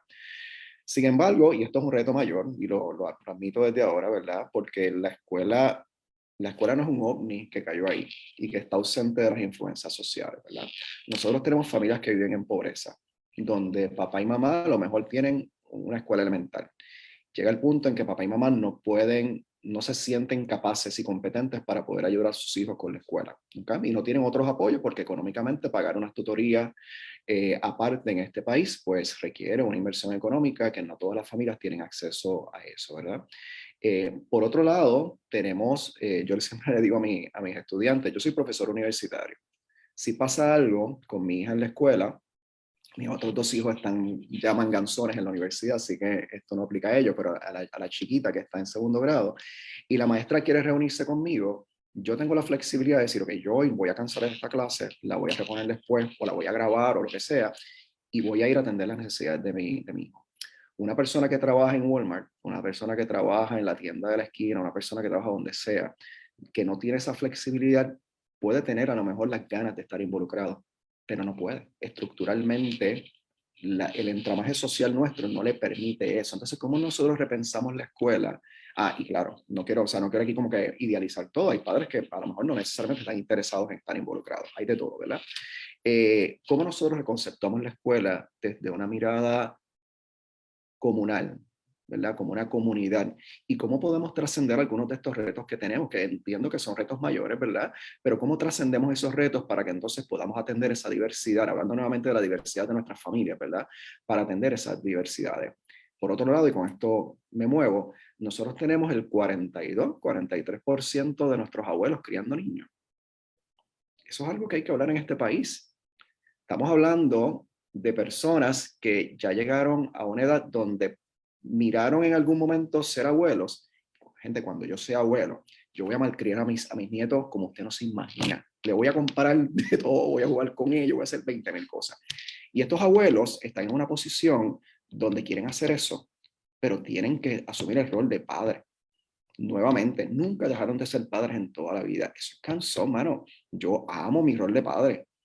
Yo lo amo. Oiga, pero a veces uno se cansa porque es que es fuerte, es complicado, ¿verdad? Y hay unos retos, hay unas cosas bellas y preciosas, pero también hay unas cosas que son unos retos, ¿verdad? Entonces, imagínese usted asumiendo esos retos a una edad donde la energía no es lo mismo, donde a lo mejor usted tiene unas condiciones de salud que no son iguales, donde sabrá Dios si a esta edad usted tiene que estar trabajando porque no tiene una pensión que se pueda retirar. ¿Ve la complejidad de esto? Y no estamos hablando de 2 o 3, estamos hablando de 43, 42, 43% de nuestros viejos están criando niños. Pues mire, eso hay que considerarlo a la hora de nosotros hablar sobre la participación de nuestros padres y cuidadores en la escuela. Muchos de nuestros abuelos no tienen el nivel de educación para atender las necesidades. Es más, mire, con esto cierro. Cuando mis hijos llegaron a 8º grado, la matemática que le daban, yo con doctorado en psicología, yo no podía ayudar a mis hijos. Pero tenía los recursos económicos para buscar quién pudiese ayudarlo. Esa no es la realidad de la mayor parte de nuestra gente. Exacto. Y estos abuelos viven en condiciones de pobreza también, que es un factor también determinante. Tenemos a la doctora Carmita Lavoy que dice, con educar y vivir nuestros derechos sexuales, ya ni tendríamos que hablar de identidades. Y mientras sigamos actuando desde nuestra perspectiva de materia, solamente jamás trascenderemos. Favor incluir el tema de la física cuántica y su determinante en nuestra conducta, ya no es lo cognitivo-conductual. Y también tengo acá a Ignari Santiago con la mano alzada. Sí, me escuchan. Pues sí, muy buenos días. Mi nombre es Ignari Santiago y soy trabajadora social de la escuela Las Marías en Salinas. Y volviendo a lo que dice la compañera Rosaura, que es como un sueño, para nosotros no es un sueño, nosotros lo practicamos, porque como dice, no es que te preocupes, sino que te ocupes. Y en nuestra escuela sí valoramos lo que es la labor del maestro. Y desde un principio nosotros hemos, gracias a Dios, pues tenemos un equipo entre la directora, que tiene también un vasto conocimiento de lo que es el nivel sistemático, ¿verdad?, de la familia. Y yo como trabajo social clínica, también tenemos el equipo que tenemos en todas las escuelas, el enfermero y la psicóloga, que es un recurso sumamente importante en las escuelas. Pero según lo que están diciendo, si nosotros lo practicamos en nuestra escuela, lo que hacemos es darle la oportunidad a ese maestro. Nosotros, cuando vino que tenemos todos los estudiantes virtual y le dieron, ¿verdad?, las computadoras a los maestros no tenían mera idea de lo que era el sistema TEAM, y eso fue un boom, ¿verdad? Pues nosotros le dimos la oportunidad a ese maestro: ¿qué es lo que te preocupa? Vamos a buscar, ¿verdad?, información. Vamos a reunir también a esos padres, un conversatorio con los padres, flexibilizar lo que nosotros tenemos, de los recursos que tenemos y para qué utilizarlo. Y es bien importante esa labor de darle esa importancia a ese maestro, porque teníamos maestros que en su hogar no tenían ese acceso a internet, donde tenían que madrugar, donde tenían que ir a otro sitio, y eso no lo veía el padre. Pues nosotros lo que hicimos fue, en esa ocasión, hicimos un conversatorio, ¿verdad?, bajo la plataforma Teams, y luego hicimos un conversatorio, fue bien particular porque pusimos a los padres a asistir a la escuela, pero en sus carros.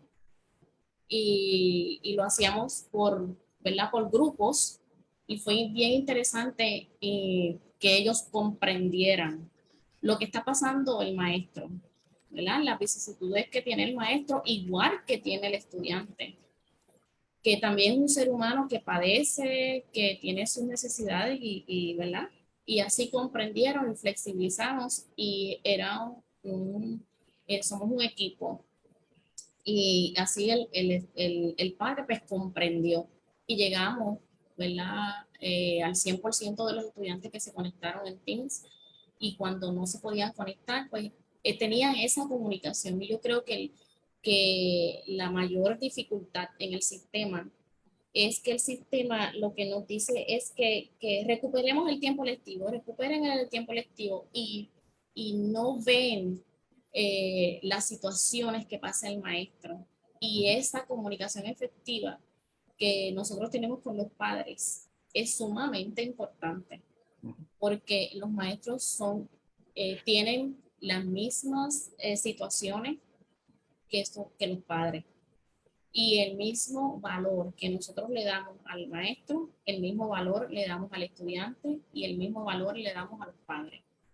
Yo creo que la comunidad escolar tiene en sus manos un equipo que nosotros tenemos que darlo a conocer, y que trabajemos juntos. Y siempre le decimos a los padres: nosotros hacemos todo lo humanamente posible, educar a sus hijos, y créame que los hijos educan a los padres, porque vienen con una cultura errónea de que si a mí me van a dar, yo tengo que dar.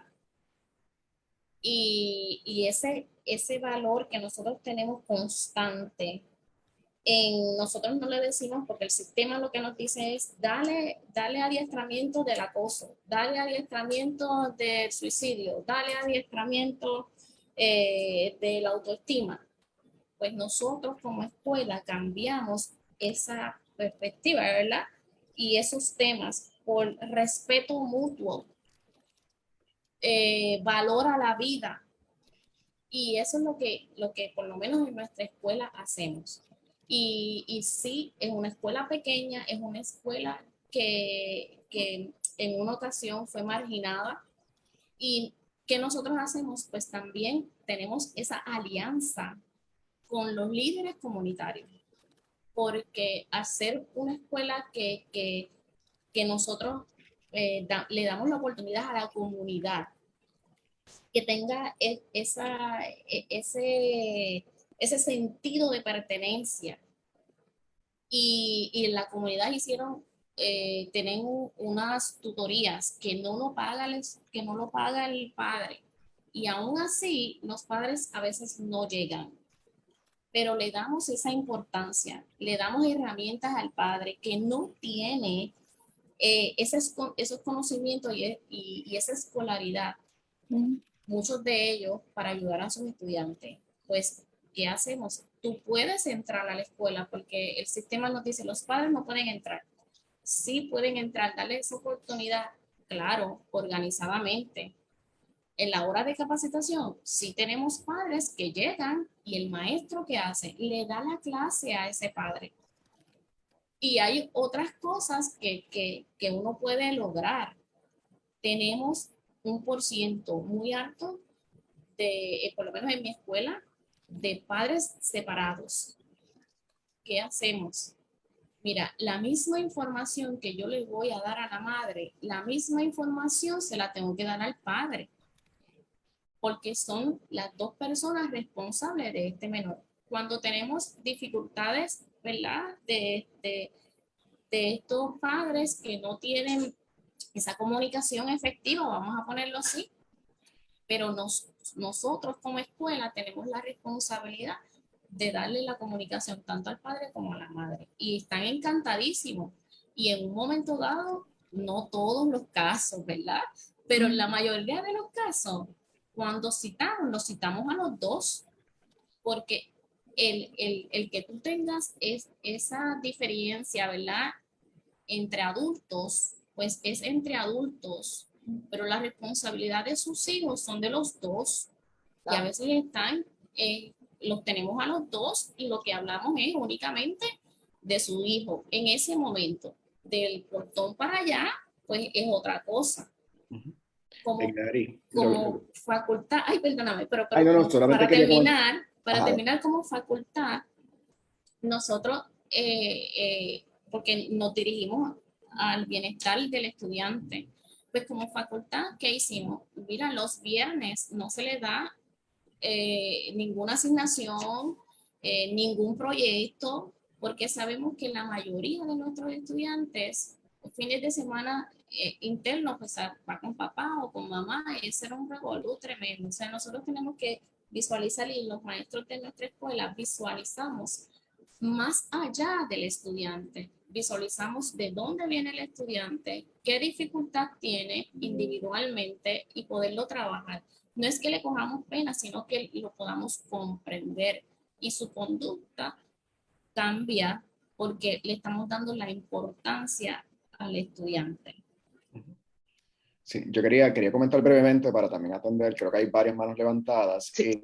Quería felicitar, ¿verdad?, la Escuela de las Mareas. Yo conozco a algunos jóvenes que viven en el área de las Mareas, hemos estado allá, tienen un proyecto ecológico, ecoturístico, ¿verdad?, muy, muy lindo, y hemos conocido un poco la escuela desde afuera, así que les felicito por eso.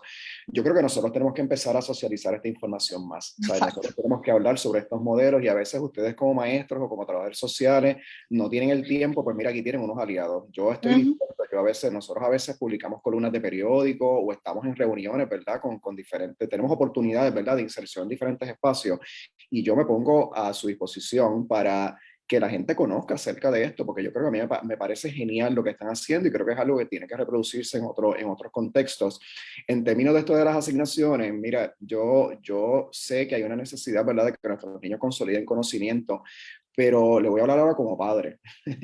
El tiempo cuando mi hijo sale de la escuela, cuando mi hija sale de la escuela, yo quisiera que fuera un tiempo de familia. Y el tiempo de las asignaciones constantes muchas veces se convierte en un tiempo de mucho estrés para las familias, ¿verdad? Entonces, nuevamente, como nosotros vemos esto como un todo en términos del bienestar del niño, ¿verdad? Sí, obviamente tiene que aprender unas materias, pero por otro lado tiene que tener tiempo de calidad con papá, con mamá, ¿verdad? Y con sus cuidadores. Y finalmente, lo del sentido de pertenencia. Cuando hablamos, Rosaura y yo, acerca de fomentar un sentido de comunidad y volver a esa concepción de que somos una comunidad, ese proverbio africano que it takes a village to raise a child. Toma una aldea para poder desarrollar un niño saludable, ¿verdad?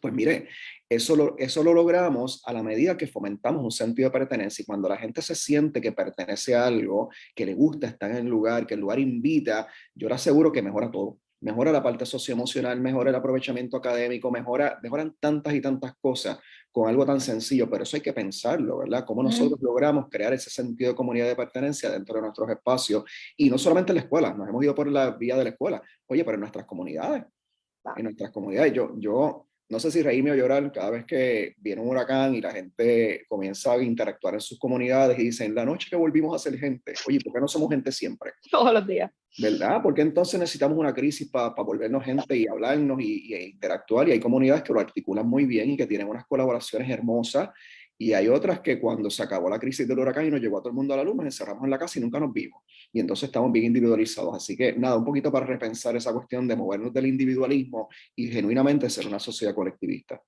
Gracias, Eduardo, y me hago eco de tus palabras porque realmente yo también soy fan de lo que pasa allá en la comunidad de Las Mareas.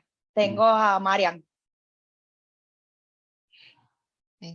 Gracias, Gaby. Y yo alcé la mano porque quería mencionar varias de las cosas que Eduardo mencionó, y era particularmente de que en Puerto Rico, ¿verdad? Tenemos escuelas modelos, o sea, que tienen unos sistemas que han funcionado y que funcionan y que toman en cuenta todas estas cosas, ¿verdad? Y no lo quiero decir desde el punto de vista de que, ¿verdad? Ahora la responsabilidad es de las escuelas, ¿verdad? Pero sí de que es un recurso sumamente valioso donde nuestros niños están todos los días y del cual podríamos maximizar si, como ustedes hablaron, se le da ese reconocimiento y ese valor. Y si nosotros también nos vemos como parte de esa comunidad de aprendizaje. Y lo traigo porque hay escuelas en Puerto Rico, y, ¿verdad? Y quizás no quisiera mencionar porque lo estoy diciendo en un modo más personal, pero que tienen esos conceptos de que somos una comunidad de aprendizaje donde está el maestro, donde está el niño, pero también están los padres, ¿verdad? Y entonces somos un equipo, no es algo que se trabaja de forma independiente. Yo, en mi experiencia personal, y, ¿verdad? Algunos de los que aquí me conocen, saben que yo tengo mis niñas en 2 escuelas distintas, y bueno, por diferentes razones, y una de ellas está en una escuela con este concepto, otra está en una escuela privada.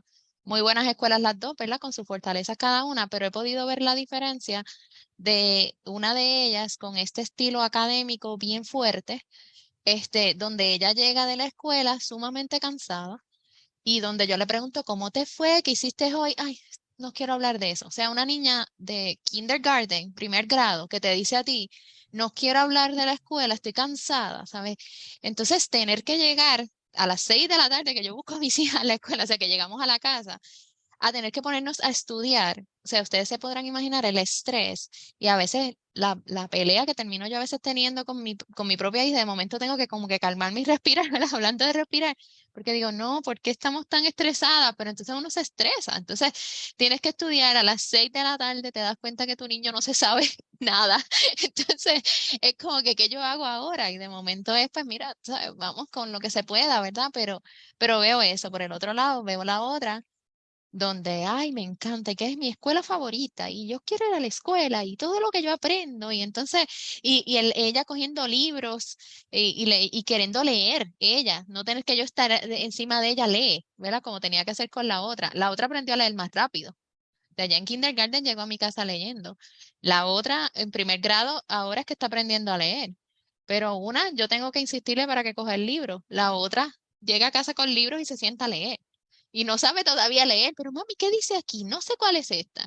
Entonces, es una diferencia tan grande, ¿verdad? Viendo yo, mis niñas son completamente diferentes. Vamos a empezar por ahí. O sea que tampoco puedo decir que solamente es el impacto de la escuela, pero, pero puedo ver 2 niñas que quizás, ¿verdad? En el aspecto del hogar, pues es algo constante, pero en el estar en 2 escuelas distintas, tú puedes ver una diferencia, y es ese concepto de que vamos a la escuela a aprender, a disfrutar, de que somos todos una comunidad, de ese intercambio con los papás, versus una estructura más tradicional donde tú vienes aquí a aprender y te tengo que cubrir con todo este material y te tengo que bombardear de exámenes y tú te tienes que aprender.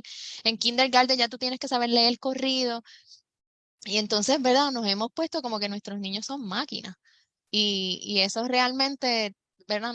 Quizás no estamos viendo que no se están disfrutando ese proceso, que tú te lo deberías disfrutar y que funciona. Porque yo te puedo decir que yo veo a mi niña que al principio yo era parte del problema también, porque yo llamé a la maestra y yo, mira, ¿cómo es posible que la nena no sabe leer todavía? Y yo no tengo el tiempo en casa de sentarme con ella. Y ella, no, es que esto es un modelo distinto. Y cuando lo vi, yo dije, de verdad que funciona. Los niños aprenden y puedo decir como mi niña me sabe explicar las cosas, no tan solo memorizarse las cosas, sino entenderlas. Y de nuevo, traigo esto porque creo que tenemos los modelos y quizás falta la voluntad para decir, pues mira, si tenemos en Puerto Rico varias escuelas en diferentes municipios de la isla que están siendo exitosas, porque entonces no aprovechamos eso, ¿verdad? Porque ni siquiera tenemos que reinventar la rueda.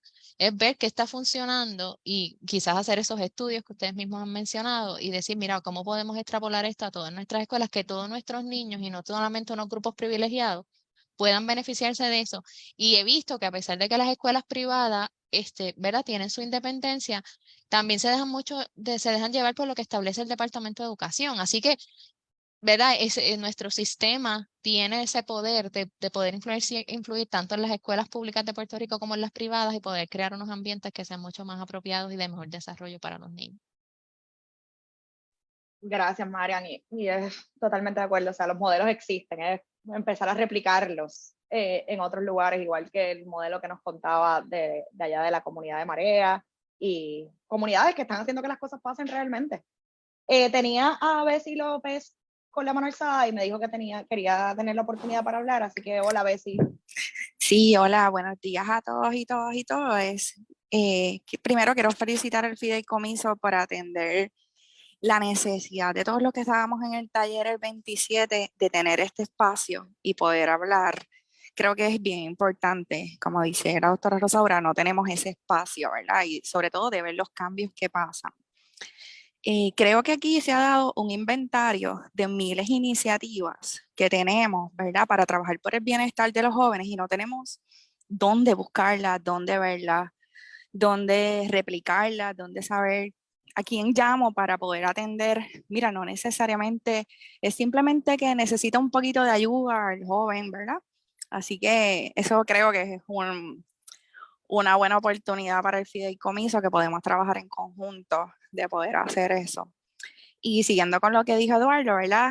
Nosotros en el Departamento de Salud tenemos el Consejo Asesor Juvenil. Le escribí para el chat. Si ven no pongo la cámara porque estoy en un sitio fuera, pero ven el logo, ese logo fue creado por ellos, ¿verdad? Por los jóvenes.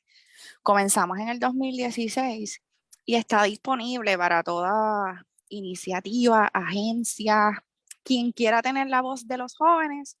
Ellos son 20 jóvenes de todo Puerto Rico que se reúnen los sábados, ¿verdad? Así que eso es lo primero, no puede ser a las 8 de la mañana un lunes, tiene que ser en el tiempo de ellos. Así que nada, les dejé mi información, así que está abierta la puerta y para que la próxima vez pues haya la oportunidad de que hayan jóvenes presentes, ¿verdad? Porque como estamos diciendo, si es para ellos, con ellos. Así que gracias. Excelente, gracias Betty, gracias por la recomendación y apunté tu información porque sí nos queremos comunicar contigo porque me parece estos consejos una forma increíble de darle esa voz a los jóvenes y que se accione sobre sus recomendaciones. Gaby, quería decir algo rapidito. Sí. El próximo conversatorio debe ser con jóvenes, definitivamente. Sí. Pero mi sueño, hablando de los sueños, añadiendo al sueño de Rosaura, mi sueño es que nosotros tengamos comités como el que tiene el Departamento de Salud a nivel regional. Y que las voces de ellos puedan informar lo que se hace en los municipios y lo que se hace a nivel nacional, ¿verdad? Y para eso necesitamos crear esos espacios. Nuevamente, yo creo que los fondos están ahí, ¿verdad? La cuestión es cómo nosotros creamos algo nuevo que no existe en el país y dar la posibilidad para que estos jóvenes sean entes de transformación. Claro. Sí, vamos a crear oportunidades. ¿Cuántos jóvenes, verdad?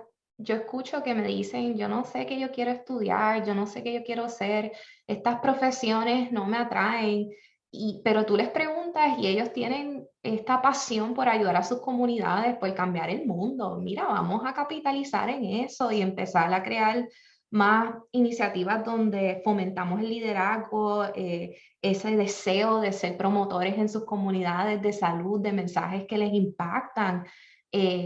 Así que quiero también como que, I don't know, a mí me hubiese encantado estudiar un bachillerato en eso, o haber tenido esa oportunidad como un club social en mi escuela.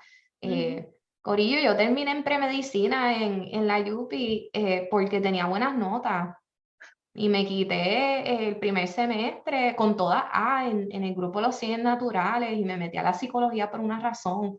Hay muchos de nosotros que queremos ayudar y cambiar el mundo y no lo queremos hacer a través de las profesiones que nos respetan desde que somos chiquitos. Sorry por todos los médicos, mis padres son médicos, whatever. Gracias, Rosaura, por la honestidad.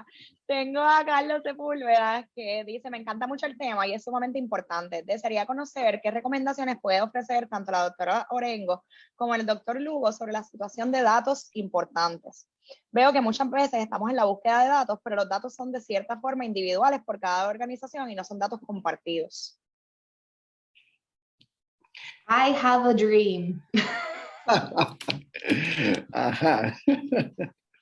Miren, los países suecos nos tienen el mundo muchas lecciones que dar. Hay un estudio que lleva 40 años siguiendo a niños desde que nacen, documentando salud física, emocional. Ese país, se me olvida el nombre, ahora lo tengo que buscar, tiene datos de la población. O sea, nosotros necesitamos parar de poner la responsabilidad 100% en que un investigador obtuvo un NIH grant y pudo hacer este estudio y luego no se hace nada. Tenemos los recursos, tenemos que empezar a normalizar el surveillance de la salud en Puerto Rico, de traquear esto, de utilizar las oficinas de salud primaria, los Federally Qualified Health Centers, o sea, las escuelas. Necesitamos algo más sistematizado que no depende de la academia solamente y utilizarlo para informar política pública, programas que tengan un propósito exacto. También necesitamos una agenda para disertaciones. En Puerto Rico, si tú quieres un PhD, tienes que tener una disertación.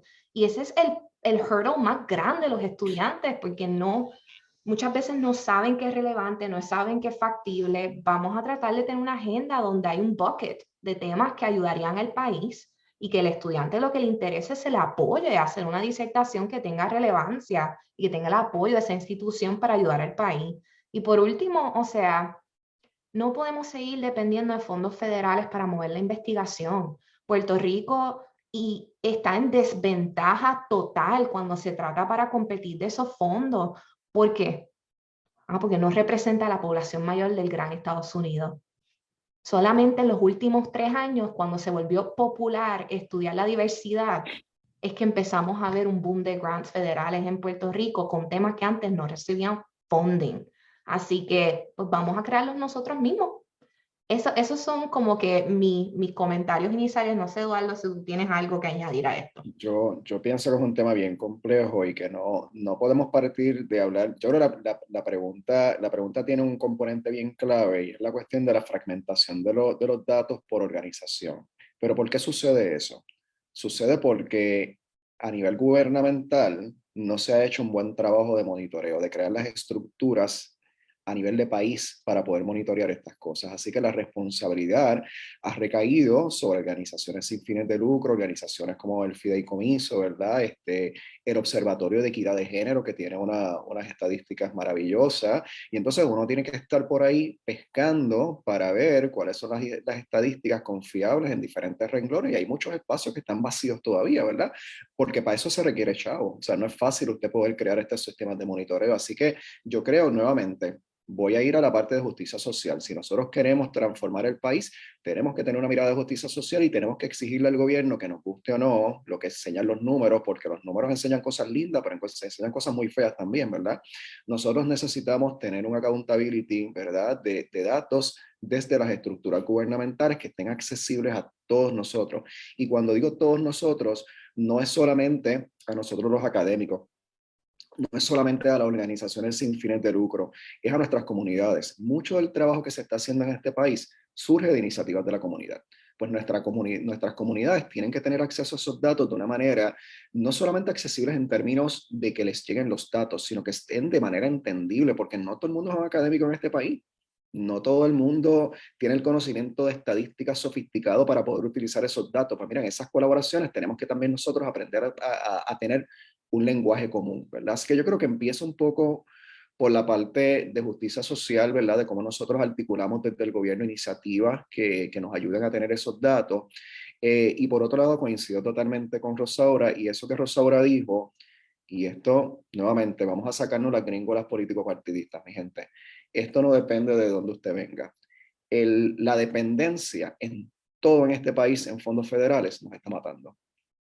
Usted querrá hacer en términos, ¿verdad?, de estatus lo que usted quiera, pero aunque usted quiera ser Estado, y aquí me estoy metiendo en aguas profundas, ¿verdad? Aunque usted quiera ser Estado, el país necesita tener un cierto nivel de autonomía, un cierto nivel de desarrollo propio para que nosotros podamos alcanzar estas cosas. Entonces, cuando todo depende de fondos federales para hacer investigación, se hace bien complicado y bien cuesta arriba el poder lograr estas cosas que nosotros sabemos que son necesarias para transformar el país. Nosotros tenemos que tener una infraestructura de fondos en este país para poder hacer los estudios que nosotros necesitamos con nuestras prioridades, ¿verdad? Y yo sé que hay gente que me va a decir, sí, nosotros tomamos los fondos y ajustamos a nuestras prioridades, sí, pero es que la agenda no la establecemos nosotros. Y la agenda nuestra no es la agenda de otros lugares, ¿verdad? No es la agenda que se da en Estados Unidos. Ahora en Estados Unidos se está hablando, por ejemplo, del efecto de la pandemia en los jóvenes y los niños, porque están viendo muchas cosas que nosotros estamos viendo en nuestros jóvenes y niños también, ¿verdad? Pero la agenda nuestra no es de la pandemia solamente. Como bien estableció Rosaura, es mucho más compleja que eso. Entonces, ¿cómo yo le meto temas a esas investigaciones que no necesariamente son temas de prioridad o son muy amenos ¿verdad? A esas prioridades de esos otros fondos, cuando en realidad deberíamos estar creando algo mucho más contextual, mucho más culturalmente competente para nosotros? Así que es un reto grande. Yo no sé si nosotros, si Rosauro ya le hemos dado como que una solución, pero yo no veo solución que no sea ejercer presión desde abajo hacia arriba para que desde arriba haya un cambio. Es que Eduardo, no estamos aquí para ofrecer solución. Esto es algo que lo tenemos que hablar primero, ¿verdad? O sea, yo creo que estamos en una etapa todavía de contemplar la gravedad de la falta de datos, ¿verdad? Y yo quiero hacer un llamado también a la colaboración interprofesional. Yo creo que aquí necesitamos las personas que están en las ¿verdad? Estudiar los fenómenos, investigarlos. Nos tenemos que conectar con las personas que saben sobre Machine Learning, Computer Science, para abrir las puertas de estos datos, crear infraestructura en el Internet donde todo el mundo tenga acceso, aplicaciones donde yo pueda subir datos y rápido múltiples organizaciones saben lo que está pasando. Hay que tener un approach que le metimos bien duro al COVID para rastrear, monitorear, diseminar información. Pues yo estoy pensando, pues tenemos una crisis de problemas y males sociales. Vamos a rastrearlos como si fueran el freaking COVID que están contagiando a todo el mundo y para poder, ¿verdad?, tomar las medidas necesarias. Salud pública, epidemiólogos, psicólogos, sociólogos, trabajadores sociales, ingenieros, vamos a juntarnos. Y ese espacio no existe, te lo tengo que decir. No hay ni una conferencia profesional que exista que una estas profesiones, ni en Estados Unidos, ni en el mundo, ni en Puerto Rico. Vamos a crearla.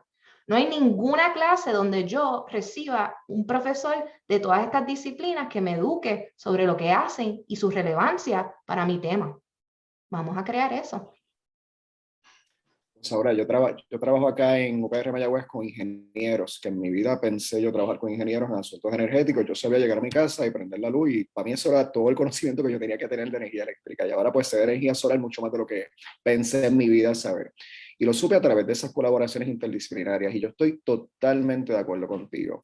Yo este fin de semana, y ojalá no hayan personas de la psicología aquí, pero no, si las hay también que lo escuchen. La convención de la Asociación de Psicología de Puerto Rico y yo veo el espacio y yo digo, yo quisiera tener gente de otras disciplinas para dialogar sobre lo que nosotros llamamos acá problemas perversos. Lo que nosotros tenemos en Puerto Rico y a nivel mundial, ¿verdad? Pero localizándonos en Puerto Rico, son problemas perversos que no se resuelven con una mirada en particular, se resuelven con una multiplicidad de miradas y entonces nosotros no acabamos de aprender a sentarnos a la mesa con personas de otras disciplinas, a tener un lenguaje en común y formular soluciones que vengan desde diferentes miradas, incluyendo la mirada comunitaria e incluyendo la mirada de nuestra niñez y juventud, ¿verdad?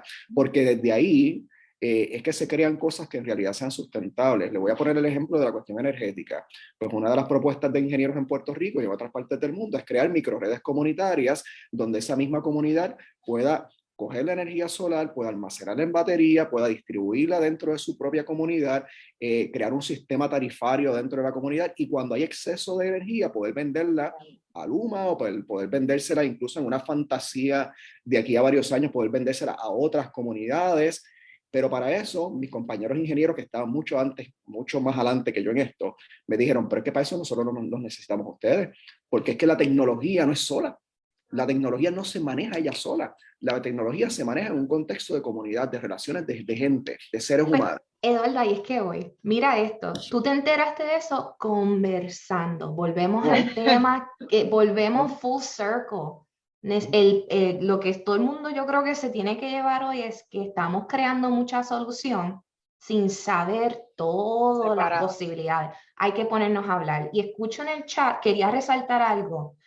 Estudiante universitario que me escucha. Exacto. Tenemos aquí a un ingeniero haciendo su maestría en consejería psicológica. Jimmy, yo no creo que eso es una coincidencia, ¿verdad? Eunice comenta, ¿dónde están estos espacios para los universitarios hablar sobre estos retos? Hay que crear mesas sociales, en resumen, hay que hablar. Yo tengo que aprender del ingeniero.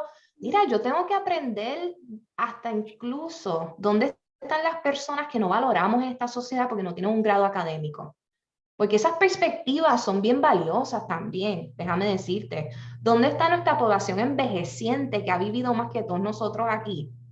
Que tienen una perspectiva histórica que muchas veces minimizamos y callamos, invisibilizamos. ¿Dónde están los médicos retirados? ¿Dónde están los ingenieros retirados? ¿Verdad? Que ya están en otra etapa de vida, quizás contemplando, mira esto, no aprenden de lo que nosotros hicimos. Las cosas totalmente. Mira, desde Facebook, Marangeli Torres Mercado nos dice que se puede hacer un llamado para crear un comité de acción, generar reuniones consecutivas, que haya representación multisectorial, crear unos planes de acción dirigidos a política pública, una convocatoria de las diversas organizaciones que están trabajando de manera independiente. El sistema nos quiere separados, así que tenemos que juntarnos. Totalmente. Y súper nítido esto de Jimmy brutal, un ingeniero pues haciendo una maestría en consejería psicológica. También el comentario que hizo aquí Eunice, que me parece bien relevante, que como joven recién graduada se ha cuestionado su presente y su futuro personal y profesional. Y así fue como comenzó Rosaura, hablando de su hermana, o sea, ¿qué tú quieres hacer? Voy a que tener mundo de aquí a que me gradúe. Creo que la juventud que está en la universidad y sale de ella, luego no sabe cuál es el camino a dirigirse porque la desesperanza nos abacora en medio de la formación universitaria con los eventos atmosféricos, los sismos, la pandemia, el desastre social y político. Y si seguimos, no terminamos. Muchos encuentran el escape en irse del país solos o con sus familiares para tener un futuro. Darnos espacios para verbalizar, escucharnos, apoyarnos, colaborar e incidir es la forma más certera para comenzar a atender el trauma complejo de la juventud, que ya no solo comienza en la juventud, sino en la niñez. Debemos tener más de estos espacios con juventudes. Gracias por esto. Eunice, el próximo conversatorio tiene que ser con los jóvenes, y ya Eduardo y yo habíamos hecho uno con jóvenes en medio del COVID y estuvo brutal, buenísimo, así que ese debe ser nuestro próximo. Y by the way, Gabriela, que conste al que está escuchando, ¿sabes quiénes conversan mucho? Los políticos. ¿Sabes quiénes tienen sus mesitas sociales? Los que lideran este país. ¿Sabes quiénes no lo estamos haciendo? Nosotros. Así que no se te olvide que esta herramienta es tan poderosa que ya se está utilizando para mover una agenda, nos tenemos nosotros que movilizar también. Y por Zoom es bien fácil. Aquí hay gente conectada en muchos lugares, en muchos time zones, así que también la tecnología es una herramienta. Quizás el fideicomiso puede comenzar por ahí, crear más de estos conversatorios. Sí. Claro yo quería decir algo, Gaby, y es que, y sé que se está acabando el tiempo, pero la primera parte es escuchar a la juventud y traerles a la mesa. Esa es la primera parte. Y a la niñez, que no se nos olvide, porque mientras más chiquito, menos participación le vamos a dar, o generalmente le damos. La segunda parte es que vean ellos frutos de lo que dicen, porque si les fomentamos la voz porque pensamos que es un proyecto bonito, pero no hay una consecuencia, y no quiere decir que se va a hacer todo lo que ellos digan, porque en la vida no funciona de esa manera, todo lo que yo digo no se hace, ¿verdad? Y eso es bueno, ¿verdad? Porque no todo lo que yo digo es bueno. pero nosotros tenemos que ser consecuentes con las recomendaciones que nos den ellos en esas mesas de diálogo para que ellos vean que en realidad se les está tomando en serio y que la participación no es una participación meramente para hacer un checkmark en una cajita. Mira qué chévere lo estoy haciendo, le estoy dando participación a la niñez, pero entonces, ¿cómo yo llevo eso a la acción? Y ojo, a veces lo que ellos propongan o a veces lo que digan va a ser incómodo para nosotros. Yo me acuerdo que en esas mesas de diálogo que tuvimos en una de las escuelas en Carolina, una de las cosas que señalaron en términos de violencia los jóvenes, ¿verdad? Después de señalarse a ellos mismos y la necesidad de desarrollar destrezas sociales, una de las cosas que señalaron eran las violencias de los maestros hacia ellos. Y ahí se pusieron los huevos a pesetas. Entonces, cuando el dedo venga para acá y nosotros seamos los que tengamos que transformarnos, es hora de sentarnos nuevamente a escuchar, a respirar, a pensar, a ver si tenemos que desaprender cosas que hemos aprendido por mucho tiempo y que no necesariamente están abonando al bienestar de nuestra juventud. Y cuando digamos, mira, tienes razón, vamos entonces a desaprender. ¿Cómo entonces puedo coger herramientas nuevas y ponerlas en mi cajita de herramientas para entonces poder trabajar en colaboración con ellos y con ellas? Esa parte es importante porque si no el proceso se convierte en un proceso puramente cosmético que no va a generar ninguna transformación. Sí, esa incomodidad también nos ayuda a transformarnos, así que esa incomodidad es necesaria. Nos dice Beverly que, de acuerdo con Rosaura, como investigadora, algo que fomentan los estudiantes es que también puedan presentar sus estudios en simposios y escribir sobre sus temas, hablar en sus universidades y mostrar interés en sus estudios, sean leídos y considerados. Mi más reciente estudio, presentado en el 2021 y que aparece en ProQuest, ya lo he presentado en simposios en Puerto Rico y hasta estudiantes me han contactado para pedir permisos de continuidad con mi tema. Rosaura, me encanta su visión, así como el ingeniero que ahora estudia consejería, también primero fue química y ahora con doctorado en psicología clínica. Vamos adelante. Súper. Mil gracias. Bueno, nos quedan ya 9 minutos para despedirnos. No sé si alguien tiene alguna otra pregunta que queramos atender en estos 9 minutos. Rosaura hizo aquí un resumen, así que Rosaura, si lo quieren verbalizar. Sí, claro. Para mí es bien importante, y si tú has tomado un taller conmigo, yo siempre te pregunto qué es lo que te vas a llevar de esto. Y en verdad quiero que te hagas esa pregunta, ¿cuál es esa frase o ese próximo paso o esa inquietud? Y para mí, lo que yo me voy a llevar es pausar y escuchar sin tratar de resolver. Así es que estamos ahora mismo. Pausar y escuchar sin tratar de resolver. Número 2, hay que escuchar las voces de la niñez, la juventud y escuchar sin tratar de imponer, ¿verdad? Y le añado eso a lo que el doctor Lugo dijo de la importancia de documentar qué se está haciendo con esto y asegurarnos de volver a la raíz y crear espacios para conversar entre nosotros, diferentes profesionales, vivencias, edades, identidades, y entonces comenzar a agendar. Y tenemos que estar cómodos con que esto toma tiempo porque es un cultural shift. Estamos cambiando patrones históricos de funcionar y operar. Así que, por favor, recuerden que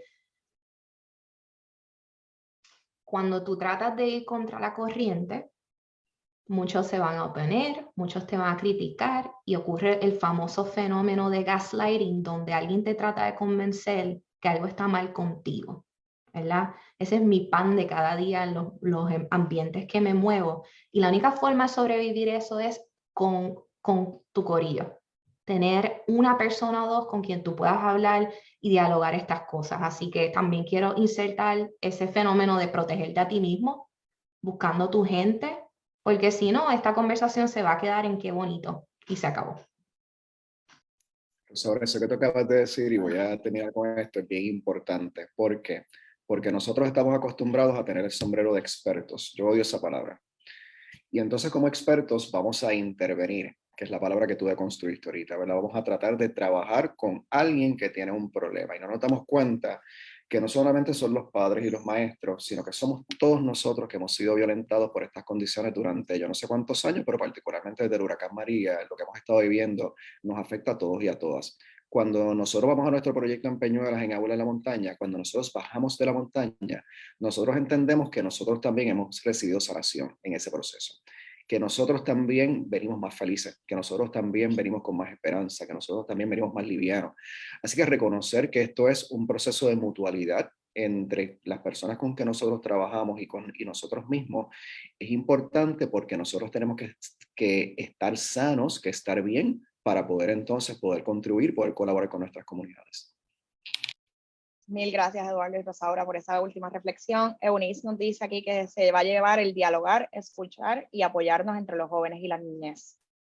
Gracias, de verdad, estamos súper agradecidos a ustedes dos, Rosaura, por también poder estar disponible para nosotros tan rápido. O sea, hicimos hace una semana y pico, hicimos el taller y de momento ya está este conversatorio, así que de verdad que agradecemos su disponibilidad, su tiempo. Ha sido 2 horas increíbles que se fueron volando, así que es un tema súper interesante. Tenemos trabajo, tenemos que hablar, pausar, escucharnos y conectarnos también, empezar a conectarnos y crear esos movimientos de vernos. Me estaba diciendo, Rachel, que en el último conversatorio tú diste una información de unos talleres que estás dando. No sé si los quieres repetir para beneficio de todos y todas acá. Claro, sí. Aquí está Katy, mi marketing expert.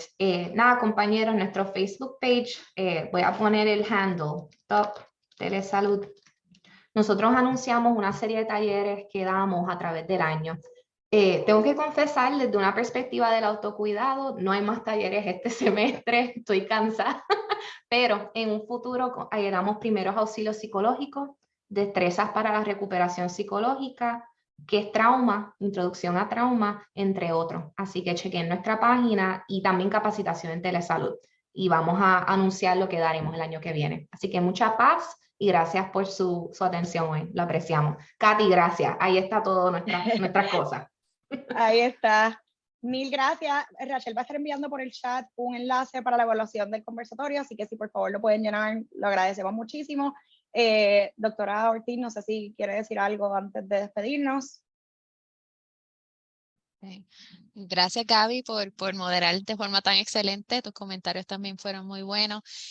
Doctor Lugo y Orengo, muchísimas gracias por excelentes comentarios. Me lo disfruté mucho. No pude estar en la primera, así que ahora voy a ir al Facebook y buscar nuestro canal y poder ver tu presentación completa, Rosaura. De verdad que les agradezco muchísimo y cuenten con nosotros, ¿verdad? Como el Fideicomiso de Salud Pública para seguir trayendo, ¿verdad? Estos temas de interés y poder trabajar esas recomendaciones que hicieron. De verdad que tienen el compromiso de mi parte de ver de qué manera podemos buscar los espacios para tener estos encuentros y poder escuchar, ¿verdad? Lo que tienen que decir los diferentes sectores y que nos puedan escuchar, ¿verdad? Traer esas personas claves a la mesa, porque yo creo que aquí estamos todos los que nos identificamos con el tema y queremos hacer la diferencia, pero ¿dónde están, verdad, los que tienen que escuchar estas cosas y ayudarnos a hacer esta diferencia? También los tenemos que traer a la mesa para que nos escuchen, ¿verdad? Así que cuenten con ese compromiso de ver de qué manera nosotros podemos, ¿verdad? Empezando por escuchar, hacer la diferencia en estos temas, particularmente para nuestra niñez, que es tan importante. Así que gracias a todos por participar. Por favor, llenen la encuesta para nosotros poder seguir haciendo este tipo de charlas de temas que sean apropiados para ustedes y que sean de interés y de la forma y el estilo que puede ser más útil. Así que seguiremos planificando y para abril nosotros vamos a estar teniendo nuestro summit que va a estar enfocado en salud mental, así que ya estamos trabajando con la agenda y definitivamente que de aquí hemos aprendido muchas cosas y tomado nota para ver de qué manera podemos integrar algunas de esas ideas en ese summit que vamos a tener. Gracias a todos. Pues mil gracias a todos y a todas y buen provecho.